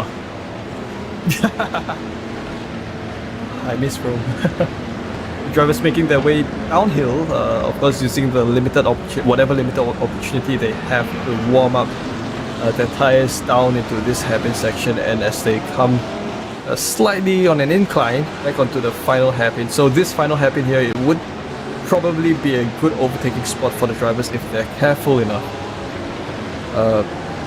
coming around this. Well, it's not blind to us, but it is blind to the drivers. The apex of this happy as a safety car goes in. We're going racing here at AMX 10. It's Donington. Then we're going racing. Fabio Zampolini gets a great start, and already we might see an overtaking attempt by Jackson Resende on Sandra Boas for second position. Gerardo Ramos in fourth. Made his way up to fourth. Some overtaking move there towards the second half of the field as well.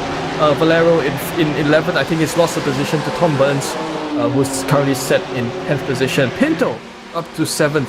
And already we are seeing some of the drivers who've qualified very quickly just now currently gaining some position. There seems to be a bit of an incident by the Porsche. It's gone around. Yes, that Porsche has seems to be knocked a little bit there. We do see some tire smoke. Mexico Racing BMW there that has gone out wide.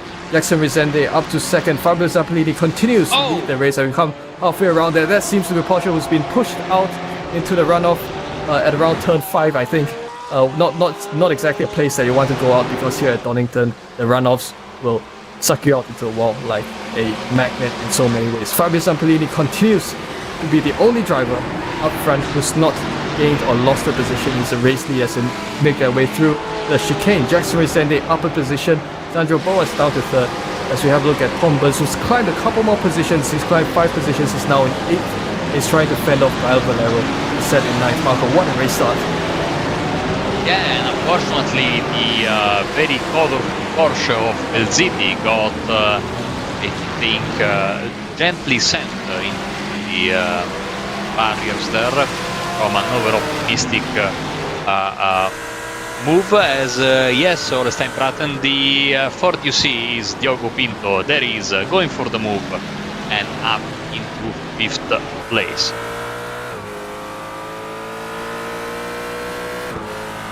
So right on board with Diogo Pinto. I'm still trying to wrap up to figure out what pace scheme that is, as we have a look at Facundo Rago. That was a Gulf Porsche 911 of Facundo Rago, who unfortunately got dinged there, and he's made his spin off the track there. I think the exit of turn 4. I think you're kind of exiting there off camber, so it's going to be difficult to recover your car. But well, Zampolini is doing a great job at this point, holding his ground well. But Caio Gaspar, he's going to try his best as much as possible to try to fend off Diogo Pinto, who we're riding with now. He's in 5th position at this point. You can just tell that this Ford GT sounds very different from all of the other cars. You know, it's got a traditional American V8 car, although it's not exactly a muscle car. It's kind of that old school American trying to be European car kind of style of design. So I'm not sure if it's if I can call it a muscle car. But anyways, Diogo Pinto going. Trying to find as much of an opportunity as possible to make an overtake move along the inside of the blindest hairpin here. The final corner, they contact each other, banging wheel to wheel there, and that was a move cleaned off by Diogo Pinto at the end of lap 2 for 4th position. It was a big aggressive move. The Ford very sturdy there, using all of its elbows to get through and up into 5th place. So now we have Diogo Pinto trying to close the gap to Sandro Villas-Boas in front of him. He's going to have to lose 1.5 seconds. That match was lost by Diogo and company, because of course the more you battle, the more time you lose. And in front of them, Zamperlini, Frasengi and Villas-Boas are going line astern, not really hurting each other pace-wise, whilst of course behind them there was certainly a different story. We are already down to lap number 10. Remember, it's 20 minutes or 10 laps, whichever comes first. Usually the 10 laps. Yeah, I just noticed the lap count for races here at Donington seems to be a bit longer than what we had in the previous couple of sessions today and yesterday. Caio Valero at it with he's unfortunately spun around the Team Red Line Porsche of Tom Burns, so that was an unfortunate shot there. Tom Burns lost a couple of positions. Caio Valero moved up to 5th position. I think well, that was an unfortunate incident there indeed. I'm not too sure what the outcome will be, but Caio Valero now leads the battle pack. That is fighting for 5th position. That's Chris Lollam in 6th. Was involved as well, Wayan. An innocent bystander in a Ferrari got completely taken out by the crash, and he was just there. He didn't catch the color of the car, the number of the car, but I'm sure one of the Ferraris got completely wiped out by that crash. Yeah, it seems to be Rodrigo Lisowski, probably the Ferrari who's probably been affected somewhere towards the rear of the field. Or that could also be Carlos Ocano, because both of them being Ferrari drivers. So we're now continuing with Gael Valero. He's ahead of Chris Lawham at this point. So the battle for 5th continues. Lawham might think of taking revenge on behalf of his team. Might not. We'll see how this turns out as they come upon the chicane. So Slipstream at that point, and Slipstream again for this slight downhill stretch in advance of the Melbourne hairpin right there. Diogo Pinto made the move for 3rd position. It goes along the inside of the hairpin against Sebastian Boas, that Ferrari. I'm trying to get used to the new design of this 296 GT3 car because I've only been used to seeing the 488 Ferrari, so it's a bit of getting used to. Chris Lawham in 6th position as he tries to continue to put some pressure on Gael Valero. So I think it is Valero who's still holding on to 5th position. 6 positions gained from where he began from. Oh, along the inside goes Chris Lawham around the first. Oh, he's got it taken out again by Gael Valero. So, I think it is quite a situation that we have right in front of us here. We do also see Tom Burns, who was involved in an earlier altercation just a lap or so ago, and as well as another Ferrari that was involved earlier on. Gael Valero currently in 7th. He's now set behind Ramos in 6th position, and he's coming under a bit of pressure from the Team Red Light car of Will Chadwick.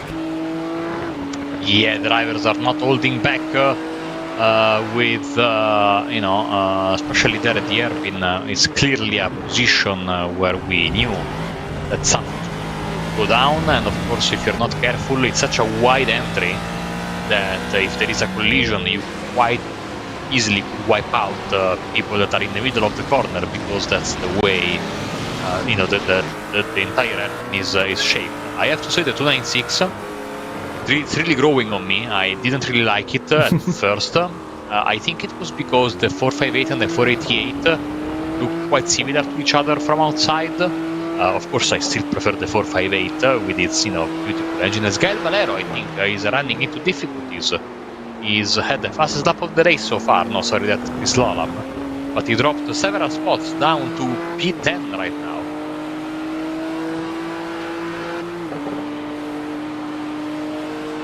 That's Jackson Resende we're riding with, and we have a Diogo Pinto who's hot on the heels of Jackson Resende. So Pinto in 3rd. He's trying to close his gap with Jackson Resende, who sits in 2nd. So we have a look at the crash between Lawham and Valero just a lap earlier on. That was the outcome of the incident along the exit of turn 1.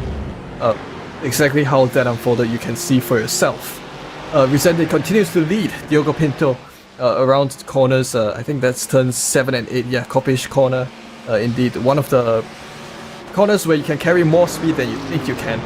As we have a look at Diogo Pinto continuing to sit in the slipstream of Resende along what would have been the backstretch here at Donington Park. So Pinto along the trying to go along the inside of Melbourne Hairpin. Is this going to work? Yes, it is going to work in the favor of Diogo Pinto. So Pinto up in 2nd position, and we'll see with 4 laps more of racing to go here at Donington Park. We'll see if he's able to continue to perhaps close his gap with Fabio Sampellini, and see if we'll see if Fabio is going to be able to continue to defend his uncontested race lead thus far.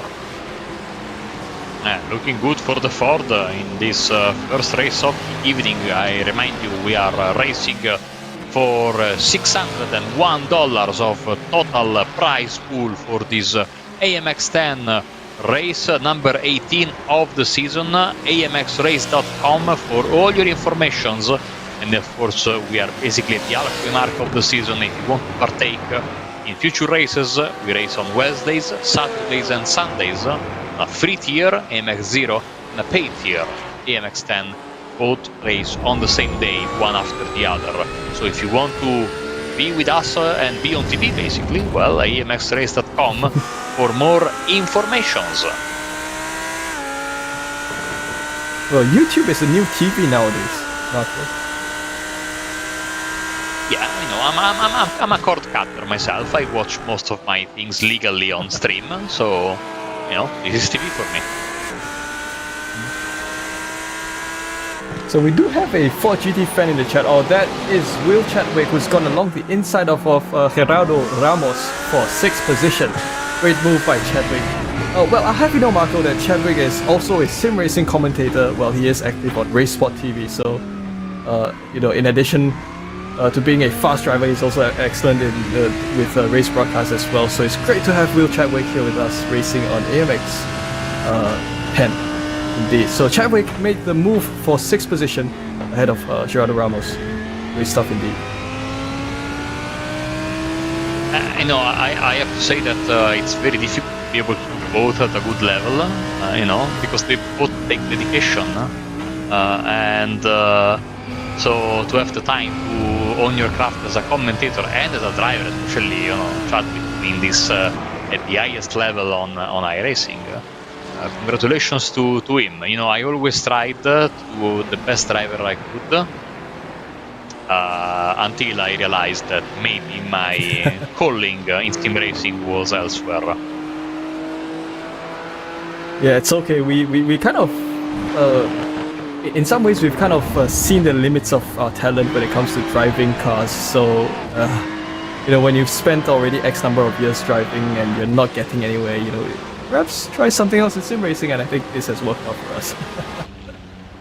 Yeah, it took me 15 years to realize. I got my first steering wheel and pedal set for the computer in 2002, and I did my first commentaries at a decent level in 2018. So it took me some time to realize, but I got there eventually. Sandra Boas, who's set in 4th position, is a Ferrari. Oh, we have a Ferrari leading the field. Oh yeah, I just realized Zampolini is driving a Ferrari. Yeah. So Boas continues to sit in 4th position. He's ahead of Kieran Harrison. And well, we have a look at the battle for 8th. So we have another battle taking place along the midfield indeed. So that is Pedro Oliveira, who's set in 8th. And he's under a lot of pressure from 2 drivers, from Lucas Donella and Chris Lawler. So of course Chris Lawler was one of the fast drivers from qualifying. But of course in race you have slightly different conditions. You have to overtake the cars in front of you. You're not just setting down quick at times. So Zampolini, we have a good perspective of, Diogo Pinto's paint scheme, which I'm still trying to figure out what it means. I hope by the end of this session here tonight, I will begin to understand what paint scheme Diogo Pinto runs. But until then, I'll. Can you tell what it represents, Marco? I don't know. I don't know if it's like. I don't know. I don't know. But we are having this fantastic battle at the front of the field. Somebody rightfully said Ford versus Ferrari. A racing version with a ultra modern Ferrari and a Stone Age Ford as the white flag waves. Diogo Pinto lost the victory 2 weeks ago. 3 weeks ago, I should say, in Zandvoort in the final lap. Can he redeem himself and bring the blue oval to victory lane? It's not going to be easy because Zamperlini is a tough nut track. So we might see a repeat of both 1966 and 2016 unfold in front of us, because right now it is Ferrari. But if Diogo Pinto makes this work, he will do Ford justice. 6 years since the new Ford GT has been released. So. Well, let's hope we can relive Ford years of 1966 and 2016 once again, as they make their way around Donington Park for the last time within this Heat 1 of racing. So half a lap to go. We'll see if Diogo Pinto is going to be able to make anything work with just 2.5 more straight sections of racing to go across the chicane. Zampolini absolutely focused indeed. You can tell that he's very pressured right now to try to hold on to his ground as he goes downhill braking into the Melbourne Happy. Diogo Pinto along the inside. Let's see if this is going to work. Oh no! Pinto goes round. Zampolini is going to be able to continue to hold on to his race there, and unfortunately Pinto has seen someone else come towards his inside there. That's Resende, who's tried to make that mistake work to his favor. So Zampolini, your race winner here at Donington Park, and Diogo Pinto, well, he tried hard to do a 2016, but he has to come home in 2nd for the first heat, and Jackson Resende comes home in 3rd. Kieran Harrison, Will Chadwick, 4th and 5th position, and Sandro Boas comes home in 6th. I might have just woken up my brother. I hope he's not angry at me. You know, that was in the end the right result, because as much as I love Ford and as much as I don't like Ferrari, that was a very ambitious move from Diogo, and the collision was very, very hard. And good for Fabio, he was able to keep the car pointing in the right direction and hold on to a very, very well deserved win for himself, for his team, and for the county of Brazil. So, congratulations to Fabio. As a prize, as a reward, you get $40 and sent back to 15th place. So Marco, times like these, you try to you have to ensure that, or at least you have to try your best to ensure that your brain can keep up with the pace of the action. So we have the results of Heat 1, your BenQ session winner. You have a very happy Fabio Zampellini right there from Duck Hawk Racing. Zampellini was almost uncontested, apart from that lap 15 shunt between himself and Diogo Pinto. So Zampellini, your race winner of Heat 1, your BenQ session winner, with Pinto coming home in 2nd. Jackson Vicente in 3rd, and Kieran Harrison in 4th. Will Chadwick in 5th, Sandro Boas in 6th, Gerardo Ramos in 7th, Pedro Oliveira in 8th, Lalham and Valero 9th and 10th, and already the drivers are getting to queue up to line up the session for the feature race. And what that means is that Fabrizio Belziti will be your race starter, or rather your pole sitter for this feature race, with Facundo Rago and Lucas Sigmund in 2nd and 3rd. So we have an Argentinian 1, 2, 3 for the race start here in the feature race, and we'll see how this turns out. Oh no, it's Corentin Guinea in 3rd. And we are rolling with 1 minute 20 on the clock, so basically the cars are already taking the separation needed from the pace car. Fabrizio Belziti, who got sadly taken out in the very first lap of the race. Good racing from him, because he came back and made it back all the way P15 to ensure his pole position for race 2, as we get ready for another 10 laps or 20 minutes, whichever comes first, of action.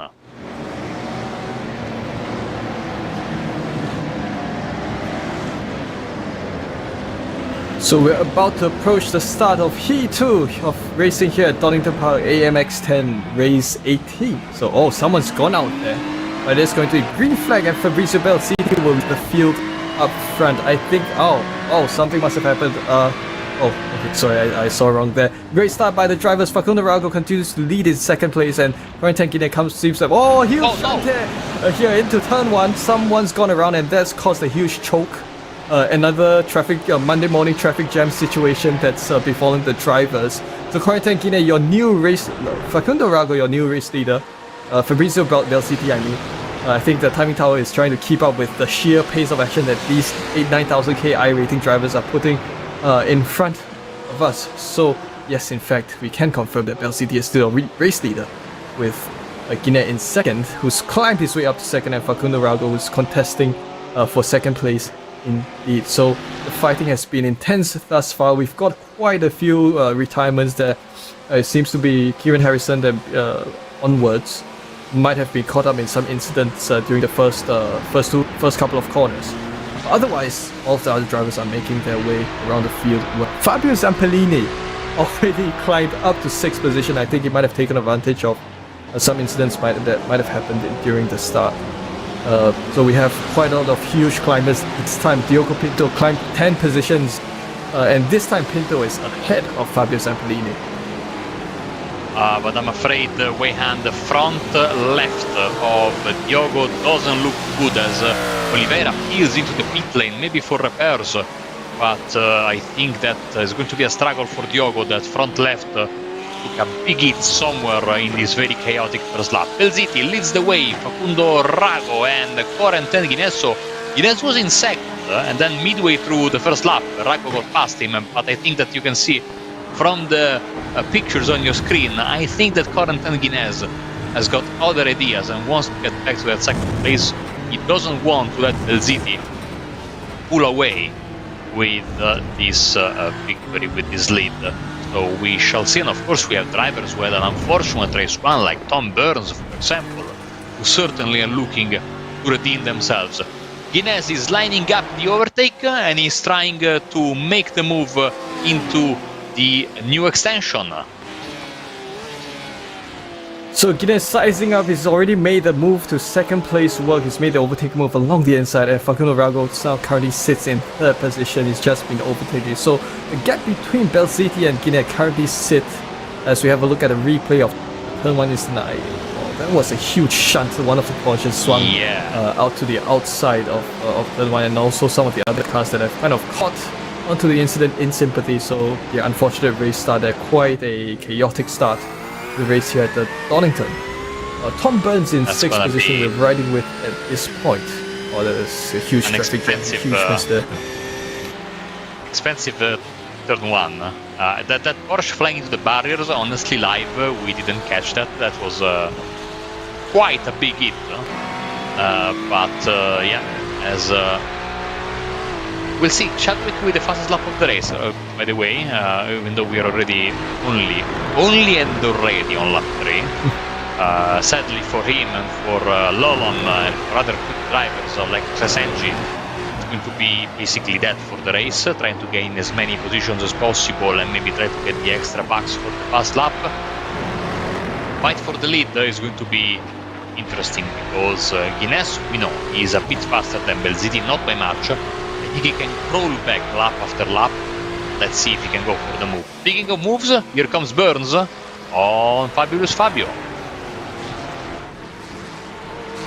Oh, so I think they've unfortunately cut the apex there, and that means that the Ferrari of Fabio Zampellini had to slow down for penalties. I think all of them have caught on to penalties because they're all bunching up right now. They're bumper to bumper along the Melbourne hairpin there. So, well, I think none of the drivers have walked off with a clear advantage at that point, although Tom Burns did make the overtaking move, did clear that off ahead of Fabio Zampellini. So we're soon going to approach the halfway point of racing here at Donington Park. So great racing thus far. Lisowski currently in 7th, and he's going to have to fend off Hungry Eliseo, who sits in 8th position. So, Guinness, fastest lap of the race, 26.331. He gained around half a second on Belziti in the previous lap. This means if they keep up at this rate, he's going to close down the gap in around 3 laps. By the way, there is, of course, here at Donington Park, the legend of the slippery surface caused by the nearby airport, especially for bikes. Has been the excuse of many a rider over the years.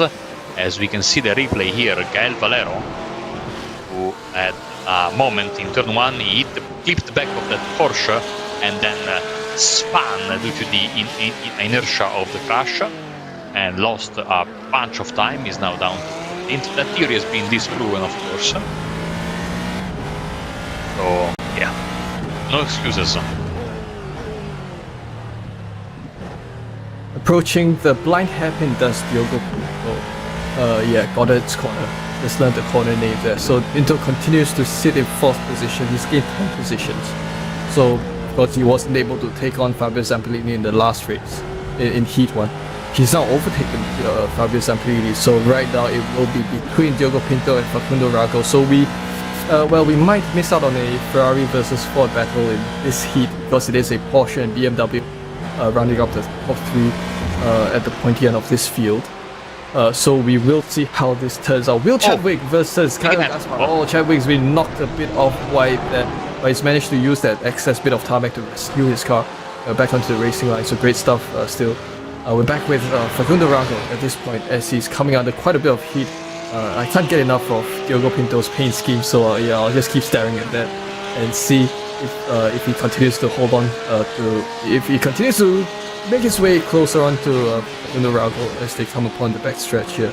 So upon the braking zone and onto the chicane, the gap seems to be closing at this point, reducing around 3 to 2/10 of a second, and the moment now Pinto does go for an overtaking move for 3rd position, and Pinto moves up to is Rago going to be able to go for a comeback move as they come upon turn 14 left-hander right here. So coming upon this hairpin, Pinto seems to have cleared the move so well that he's managed to secure third position, clear of the rest of the drivers from fourth place and beyond. So Pinto, despite the damage, looking good as we are on board with Facundo Rago, sporting his Sebastian Vettel Ferrari helmet from the later part of the Sebastian Vettel career in Ferrari, as you can hear the distinctive sound of the Ford GT as it makes its way through the old hairpin and onto the middle portion of this sixth lap of the race. The gap at the front of the field this time around 26.9 for Belziti, 26.6 for Ghinesi, still gaining at a bit of a reduced rate as previously, but still we are getting closer and closer to a grandstand finish here from Donington Park as we go through these tricky chicane once again.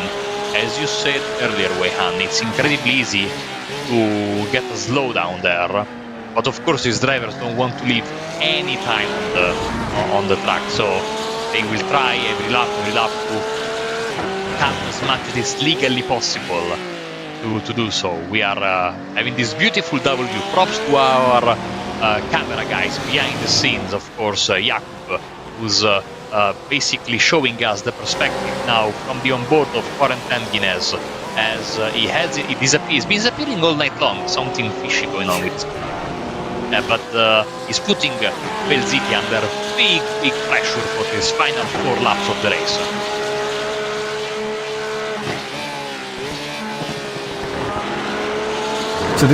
So we do have, we're kind of looking at this battle from both perspectives, which is very important indeed. So Belziti, we're riding with his gearbox camera, and we're also riding on board with Corentin Guinness. So we can see that both drivers are at this point they're 0.8 of a second away from each other, but this could reduce as they come upon the slipstream part. So slipstream time, we've got 2-3 stretches of slipstream opportunity for Guinness to kind of make use of as they approach the final sectors of Donington Park. Upon the chicane, they come Belziti with his rainbow-colored, beautifully presented Porsche paint scheme, Porsche 911 GT3 car at this point.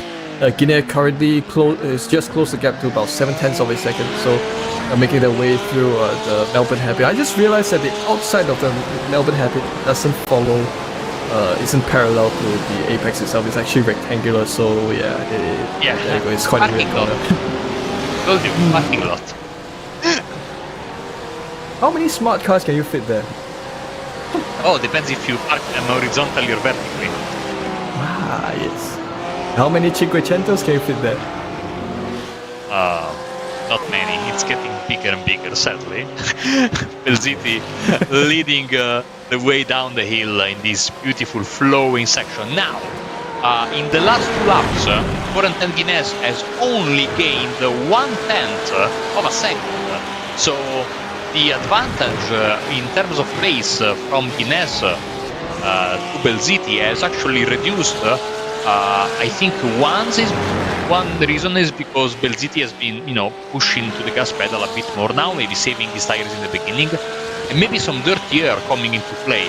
We talked about this during the break in race 1 and race 2. These cars are much more aero-dependent than the TCR cars.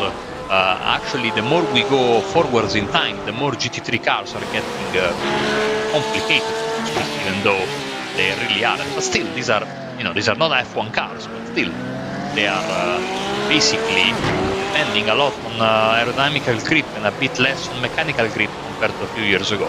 So, feeling the effect of the dirty air, even though it's getting closer and closer, the braking areas, you can see it's where Corentin Guinness gains his time. Start-finish line, and 2 laps to go right now. For Belziti, it's going to be at 27.1, and again 27.0 for Guinness, so basically 1/10 of a second. I tell you what, Guinness needs to improve, otherwise he won't be able to get a chance at Belziti. So So this time it's going to be Porsche versus BMW instead of a Ferrari versus Ford as we had in the first heat. So in some ways, Stuttgart versus Munich, Porsche and BMW, both drivers now within 4/10 of each other. Bell City, of course, with the advantage at this point, but it could at any moment go to Quarantine if his internet issues doesn't plague his attempt at taking the race win. Yeah, so Bell City continues to lead down one of the back stretches. Well, can you call this a back stretch, or would you call that the back stretch? It does get quite a fair bit confused. I would say that's the back stretch. Yeah. Down along the inside, try to make the move along the inside. Thinking about it, yeah, indeed. Because if he doesn't do it now, he's only going to have one more opportunity later on when the white flag comes. Oh, a bit of shunt here. That's Vrago, that's Tom Burns who's been taken out once again. I think Tom Burns has had quite an unfortunate outing here at Donington Park. But of course, Bell City will be the first to take the white flag. And if this continues, we'll see if Bell City will be the first to take the checker flag later on as well. So around the first couple of corners, Bell City for the final time at Donington Park, he will lead Inet down the more natural part of Donington Park circuit. As we see Bell City doing his best to hold his ground amidst a reducing gap that Inet is trying to enforce. At the same time, Lisowski sits in between Zamperini and Tom Burns, a better Tom Burns who's been knocked out quite a couple of times here at Donington Park, but he's still fighting very hard indeed. I will tell you that, in my opinion, Bell City can do it. He's even gained the pit. We saw earlier, 5/10 of a second is not a safe gap. Because of the Melbourne hairpin, Guinness could go for a wild move. It almost worked earlier, of course, for Pinto. But Fabio was able to hold on. Let's see this time, as they get there. No, he's too far away. So now basically one last chance for Guinness, but Bell City is looking great for the race to win. So we're coming towards the final moments of the race. If this continues around the final corner, it is Bell City who will come across the start finish line first to take the win here at Heat 2 at Donington Park of race 18 of AMX 10. And Quarantine Guinness, who's tried his best but can only come home with a second place this race. And Diogo Pinto, who's done a great job so far to come home in third position, with Facundo Rago and Fabio Zamperini coming home in fourth and fifth position. Lisowski and Tom Burns 6th and 7th position, with Will Chadwick, who's fought really hard indeed, but he comes home in 8th. Eliseo in 9th, and Caio Gaspar coming home 10th.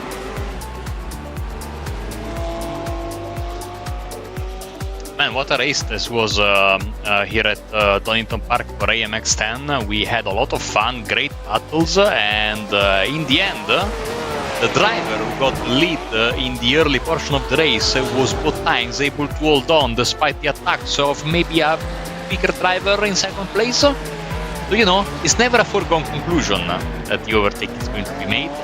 More proof of that tonight with these two fantastic AMX 10 races for Chris Lalam and the rest of, basically the only redline guy that was having a fun evening tonight was Diogo Pinto. All the others in this AMX 10 race we had ran into difficulties. So at least, the Ford, the Turtle, almost won the race again and got the more points in the end. So it has been an excellent two races here, two heat races here at Donington Park, and your race results: Fabrizio Bell City, your BenQ race winner of Heat 2 here, race 18 and AMX 10 at Donington Park. Quarantine Guinness did a great job, as best as he could, to come home in second place, and Diogo Pinto comes home in third. Facundo Rago and Fabio Zamperini make it home in fourth and fifth, and Rodrigo Lisowski in sixth. Tom Burns in seventh. Will Chadwick, Guillaume Eliseo, and Caio Gaspar round off your top 10 race winners. We should have drivers coming into the interview rooms in just a couple of moments, but before that happens, Marco, I think between this and racing at the Red Bull Ring earlier on, I think it's been quite an eventful night that we've had here. it absolutely has been. I love once again the contrast between the TCRs and the GT3s. Of course, we got two very beautiful racetracks, and so the fun level was certainly off the charts. As I remind you, of course, we're going to be back on Wednesday. We will be racing with the Formula Fords and the Lotus 49. Those are going to be the two cars of choice for the Wednesday round. Of course, in the middle of the night for us in Europe. So I will be, as per usual, watching on delay the next morning from my... No, sorry, it's a bank holiday. I might be watching it live, maybe. Who knows? We'll see. Who knows? Buona. Oh man, it's always nice when you can. We used to do so many of those late night broadcasts together. Late night for me, of course. So sometimes even for you. That now it's. We will have some replays first, which, of course, given it's been a chaotic second race of the night, absolutely for AMX 10 are interesting because there's so many things we can watch live, and especially we're going to focus on what happened to Tom Burns, that big crash towards the end of the race, which basically conditioned, influenced very much the fight for the podium positions behind our two leaders there in the end. And it happened. Usually the crashes happen on the entry to the Melbourne hairpin. This time it happened on the exit to the Melbourne hairpin. There we go. And as you can see, the two Porsches make contact with the Ford and then they hook each other. As you can see, there is when this happens, usually the car that gets hit in the rear left quarter panel or the right rear quarter panel gets the worst of it. In this case, it was the Team Redline car there that got the worst of it. Now it's time for some interviews, and so let's have a chat. I think we will begin first with fabulous Fabio Zamperlini, who should be on your screen momentarily together with me. So wait just a second and then we'll have him on the screen.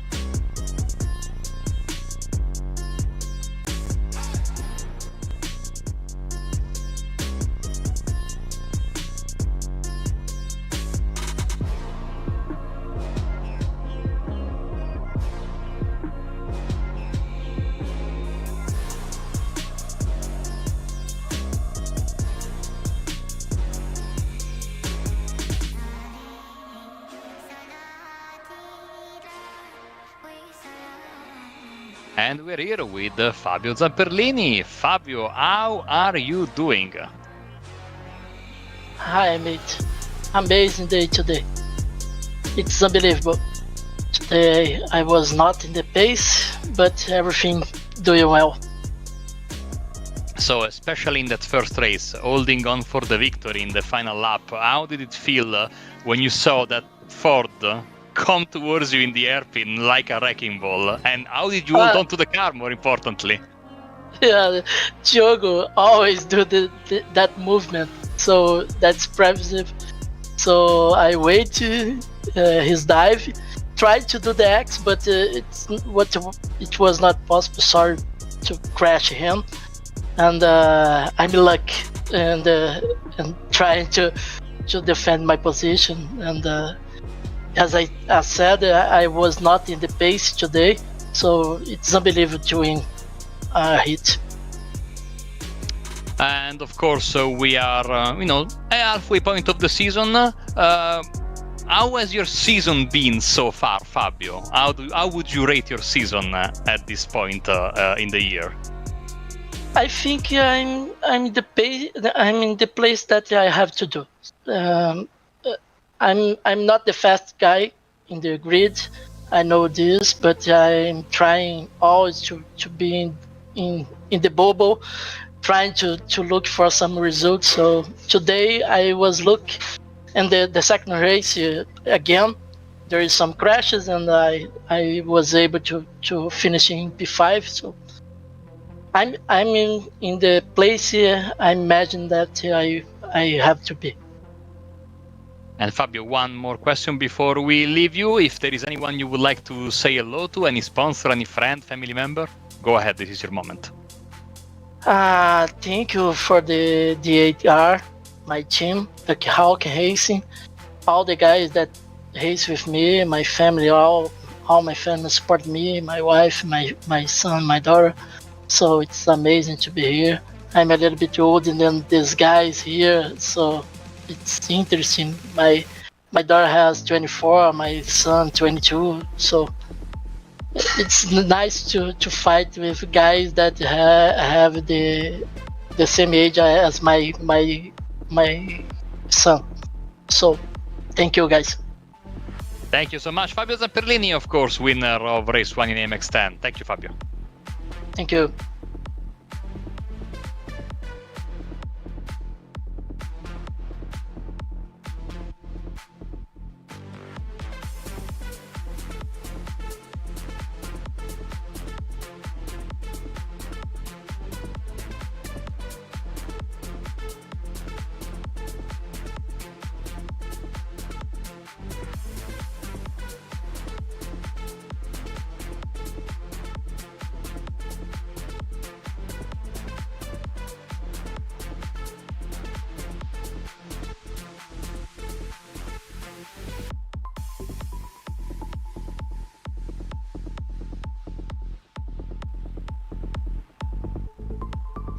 And we are live with another interview with Corentin Guinet. Corentin, how are you doing? Good. Was good, to be honest, this evening. Tell us about your evening as a whole, your feelings, and how did it go from a driver's perspective? Was not so bad, I think, with the TCR. Maybe we didn't pick the best TCR, actually. We wanted to try the Civic, but it was not too good in the straight, missing a lot of traction as well compared to the RS3, so it was a bit difficult, but yeah, we still managed to make some moves at the front. And then yeah, GT3 was also a bit tricky. Poch looked very, very strong, to be honest, especially in the exit. So yeah, not so good as well with the car choice, but overall it was not so bad, to be honest. We just managed to survive most of the time, even if it's a bit difficult sometimes. But yeah, still was decent, I think. In race 2 here with the GT3s, you caught up to Fabrizio,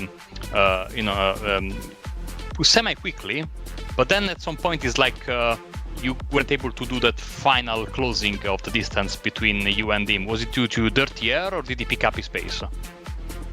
I think he did well. Anyway, he had strong pace all the way, so I don't think it was because he was slower or anything at the beginning. I just think that the M4 was good at the beginning, so we could almost match the traction of the Poch. But then the more you were going into the race, and the more difficult it was for the M4 to catch the traction around the exits. So yeah, it was a bit difficult.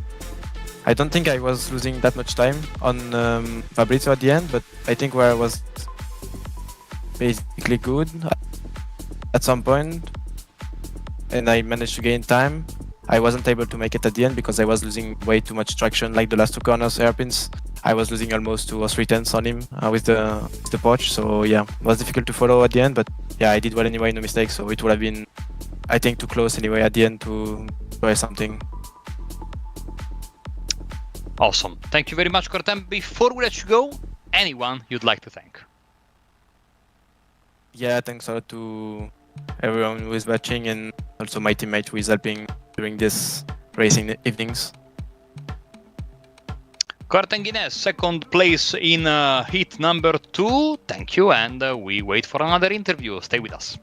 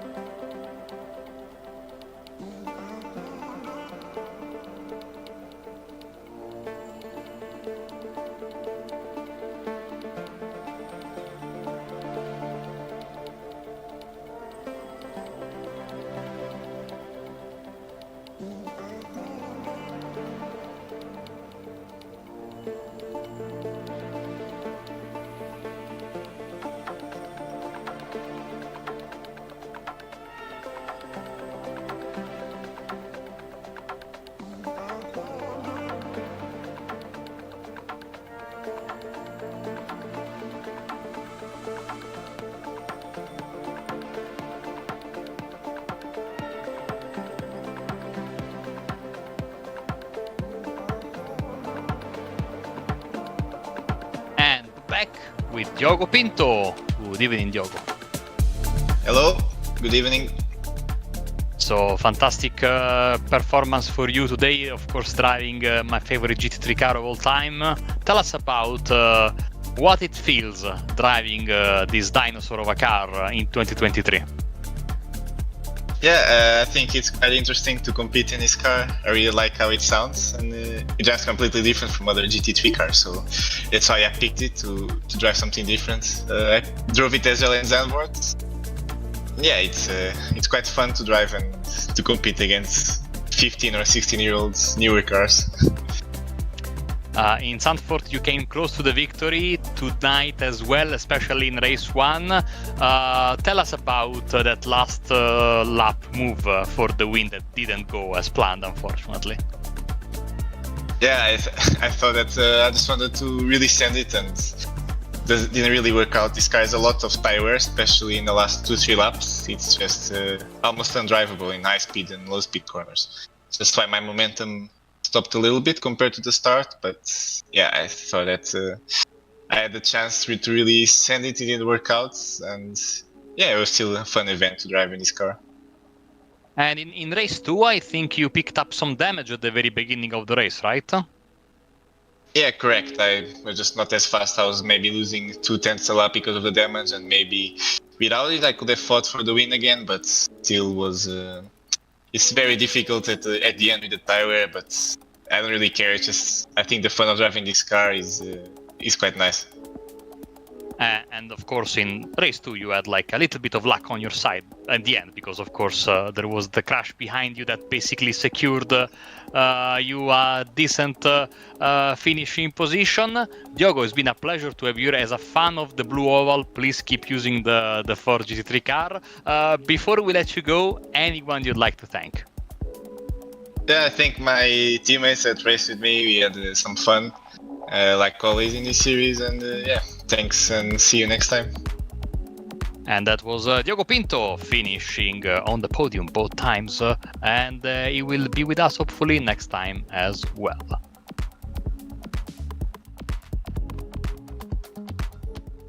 Live with Wei Han, and it was a fantastic evening of racing. We had 3 interviews, or I should do like 3 interviews, as my girlfriend is teaching me to do.